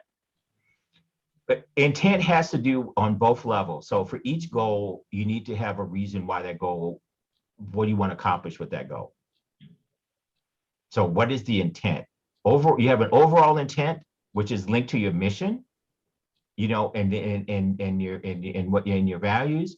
But then you need to also line it up with what it is that you think each goal should be as a focus. So goals allow you to have distal outcomes, things that you want to accomplish in the long run. And so your intent should be line up with what you want to accomplish in the long run for each one of these. That's what I mean. Okay, gotcha. And also just a reminder, so in 2 places, you might want to go back and look at your notes from the planning part.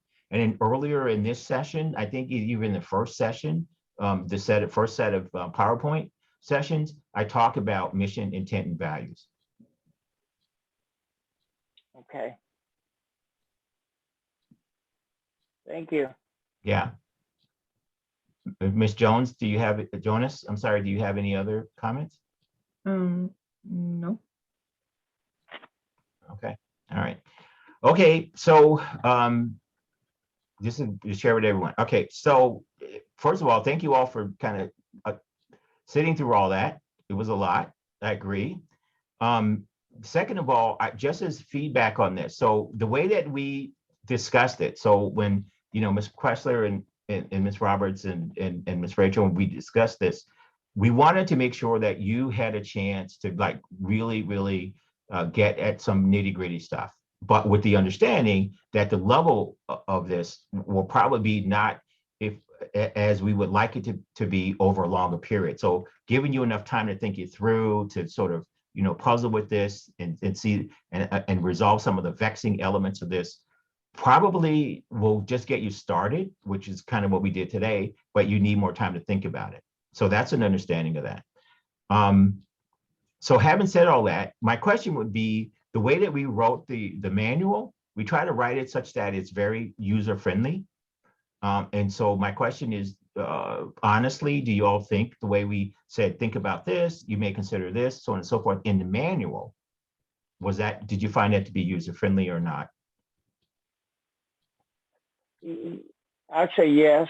Of course, one thing that I think we learned in going through that process is that you may think you have it, but when you get down to actually doing it, you'll have questions, and that's a good reason to have somebody else to a sounding board and a thinking tank to think through the best way to do it. So it's very difficult to do on your own. Yeah, okay, that makes sense. And thank you for the comment, Ms. Barlow, on that one.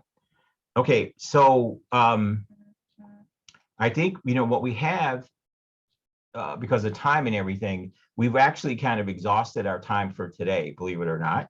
And we've only gotten through part of what it is we need to cover. So what I want to do is I'm going to adjust the schedule just a wee bit, if that's okay with y'all. So thank you all for, first of all, sitting through this.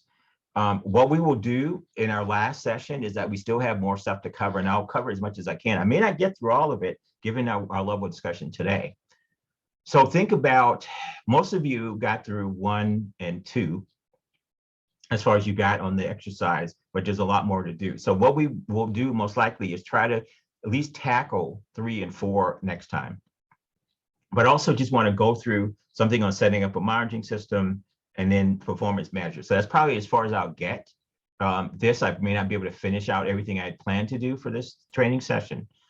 So think about this. So when we come back next time around, for most of y'all, and we ask questions about it, please inform me if this plan will work. So what I'm proposing, and I'll go over it again, is that we try to tackle practice-wise with our breakout groups and so forth, 3 and 4. You will have a chance to think about it. And then we'll finish up talking about performance measuring and developing a monitoring system. And then we'll have, some questions to close out on. If we have more time, we'll do with that. Does that make sense? And I guess I'm also asking from my advisors from the team, the co-sponsors of this. Paula, I'm good. Or Yep, no, definitely. Okay. Yeah. So my apologies that I can't be on screen with you, but I'm afraid I'm gonna get kicked off off the network again. So I think the other part for us, and I would love to hear from the group on this. Our next week is our last session. And then I'm just going to point back to how we practice this and how we come together and maybe have discussions with each other going forward, because I think the real kind of where the learning is where the rubber meets the road, and we actually start to utilize the skills that we're learning. So I'd love to hear your feedback, if not now, maybe next session, and provide how do we create a learning community around the work that we're doing, and what would that look like? Would it be an online question and answer session? Would it be meeting in person, socially distanced, so that we could have Dr. Telfair draw pictures for us and list out the way those things, because I think I am very much a visual learner as well, and so I'm wondering about part of that. So we want to get your feedback. You are the reason that we're putting all this together, and so if you want to drop something in the chat, you want to unmic yourself at the very end, well, I'd love to hear your feedback from that. Or if you want to hold it to the beginning of the next session.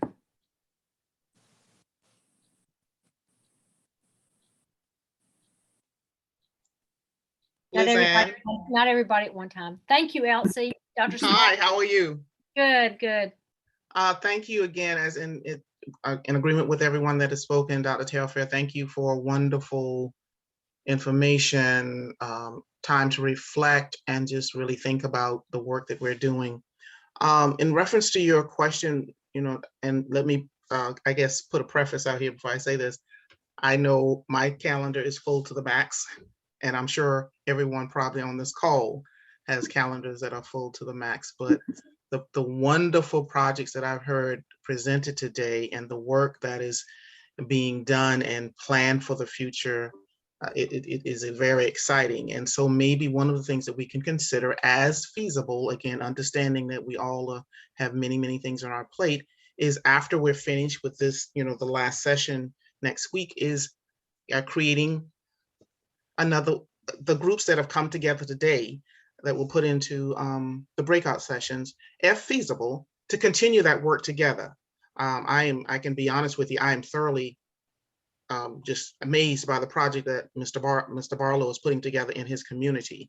I come from an impoverished community, and I know how critically important it is to create those kinds of spaces and places for generations to come. So that's one of my thoughts at this moment.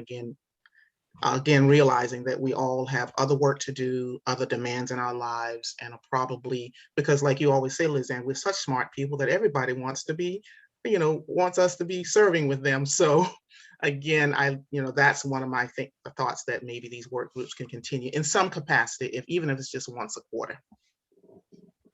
I would echo that, Elsie. I think that's a good idea, is that to do an entire group, there's a lot of people, and it's hard to get something accomplished. But I think I would certainly love to have Team 2 to work with me on it, particularly to get this set up proper. And the timing is just absolutely perfect, because we just made our last mortgage payment. We own the property. All we got to do now is those next two things. One is to get the infrastructure in place and get the programs in place. But I realize that I need help in putting this together, so that as I explain it to the community and the partners and the stakeholders going forward, the clearer I can make this, the more support we will get.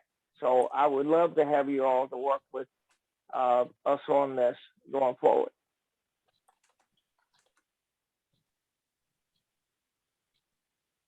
So along those lines, and Ms. Roberts and Ms. Chrysler and Mr. Rachel, what we discussed is that we had planned to do a follow-up with you all based on a volunteer basis. I think Ms. Chrysler called them office hours kind of thing. If you use that term. Yeah, well, I think if I said it, I borrowed it from someone else, so I won't take full credit. But yes, office hours. Yeah. So Mr. Barlow, you know, and Dr. Smalls, we had already had thought about that and agree with y'all's, you know, point of view. We would just have to logistically figure out how to work that. I mean, there would be individual, more one-on-one or one-on-one to many, whatever size your group organization is, but we were going to do that kind of follow-up. But we haven't put it in concretely yet, because that was a post discussion after these 4 sessions. We were going to regroup and just discuss, but I think we were all collectively in agreement that we I guess we all had a sense that would be the case. We would just collectively figure out how to best do it. I think Ms. Robertson, Ms. Cressley, correct me if I'm wrong, if that's the way I'm characterizing it. Yes. Yes, I just want to hear from you all, but that was our idea. So it's good that we're kind of thinking alongside you, and I'm hopeful that we can come up with new ways to connect, because I think we all would love to be in a community of practice that we can call each other and bounce things off each other. So there's that part too.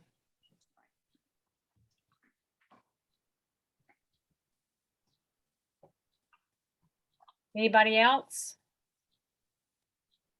I wondered, maybe at the end, all of this is so wonderful. It takes me back to, you know, my university days, which is wonderful time. Thank you, Dr. Telfair. I wondered if after this session and everything was over, or at some point, you know, what is really helpful to me is seeing maybe a program that's written following your whole 8 steps program. So that way I can kind of imagine any program that I have and how I might plug it in. Are there some examples that are kind of, I know there's plenty of them, they're all over the place of some of those programs, but that more closely follow the creation of these steps. Is that available? Is that possible? So the thing is that when we created this, as I gave credit to my colleague in Alabama, and then just literally, we've done this in multiple sites over time. And it's more adaptation by site and by selected. So it's designed to be more equitable. It's more less of an equal document than an equitable document, if you know what I mean. I mean, we tailor it to each site. The principles that we talk about in here and the modifications and this plain language that you see is our adaptation based upon the feedback that we've gotten over time, which is why it reads like it reads. We've taught this, the PowerPoints you see, we've made adjustments to those, and programs that exist are all over. I mean, it's probably a whole lot, but they essentially, they're essentially what you see grant funded, you know, through other things. People have used this for those reasons. We created this and given this away in the way that we have, because the intent is to have a equitable document that could be adapted to pretty much any group, whether you're starting out or whether you're existing. So I would say, unfortunately, I don't have like a example beyond just what you see in front of you and what you've heard, because that's the way I approached this. I could have done some case examples, and I've shared some case examples, components of case examples, because that's just the way my brain works. Is I build, like, I think the point of best practices, you know, and you've seen pretty much some of the best practices stuff we do, but that's the way I would approach it. And so I apologize, we don't have a concrete program to work with, but I would just say this is it's intended to be adapted to whatever. So you approach me. I do have a document, by the way, that we use a lot, which is our sort of our pre-evaluation questionnaire that we have. We created that on that one, and it's sort of an intensive. It's a sit down. Like if you said, we want you to help us design evaluation, then we would send this to you And then this would be like our pre-evaluation interview. But as I said before, as an evaluator, I don't get the luxury of doing that too often, right? Because generally programs are either already up and running, already taught or whatever. But when I do, we take full advantage of it. And that may be something to consider as well, that, you know, to look at. And I didn't do that with this group in terms of the training because I only had 4 shots, you know, at y'all. And if this was like a whole, you know, 8-week time, being respectful of what the point Dr. Smalls made about time, yeah, then that would be where it would start. And then we would do these a little bit more spread out. So it's a long answer to your question, but I think you get the understanding. Okay, thank you. I like the idea of Dr. Smalls of once a quarter. Paul, I like that, the name office hours. And Ruby and I had already said, Dr. Telfair, that we were going to come back to you with our stuff. So we had already planned on flushing some stuff out and then coming back. So if it's once a quarter, you know, for however many hours, I think more than an hour have to be, if it's the group. And then that way, that'll give people time to work on things and then come back for feedback. And so, you know, we had already tried to plan on that. Okay. Well, I'm happy to do that. I will confer and go with the wisdom that I get from Ms. Roberts, Ms. Chrysler, and the rest. And then we'll do that. Our intent is to set something up, and I'm glad that's in line. And hopefully people will take advantage of it. I don't think we thought we'd be able to do that with everybody per se, but we did say that as long as we could, we would try to do that kind of stuff, because that's the bottom line. Is that, you know, I could talk you know, blue streak to y'all, but in terms of, you know, my satisfaction does not necessarily come from y'all sitting and listening to me. It comes more from the fact that you understand and can use what it is we've discussed, you know. And if you can't, then yeah, then it's all just talk. If that makes sense. Okay. Yes, ma'am. Ms. Dorsey. To piggyback on what Connie was asking, and from what I think I heard you say, you do have a document or a model or template that you did not use in this session, but that you could provide us. Is that what you were saying? Because I would love to get a copy as well. Yeah, hang on, please. Sorry about that. Yeah. Yeah, I'm sorry that we have emergency alert that screen that just blocked y'all out there for a second. I'm sorry, and it, you know, do that. But so it's a pre-evaluation question list that we developed. Yeah, if you send me an email, hang on, I'm sorry. It's the emergency signal. Hang on, please.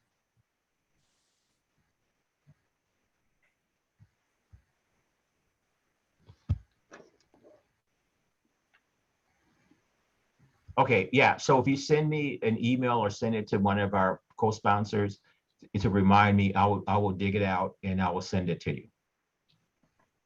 Okay. Yes. It's a little long to warn you, but I think you will get it, if that's okay. Yes, please, and I'll put my information in the chat. Thank you. Or just email me is better, ma'am. Okay, all right, I'll email you. Thank you. All right. So Ms. Roberts and Ms. Chrysler, I think that's it for our time, because we're really pushing up against our time. So okay, everyone, I think we're in agreement, and I'll see everyone next week. But in the interim, if you have questions or things, you know, please write them down so that we could spend a little time at the beginning of our session to address a lot of things. And now that you all have a taste of how the challenges of this, then we can kind of go from there. Okay. All right. Well, thank you all for your time and everything. And then we look forward to seeing y'all next week and getting your feedback. All right. Take care. Thank you, Dr. All right. Be Telfair. safe. Thank you so much. All right. Take care, everyone. Take care. Bye. Thank you.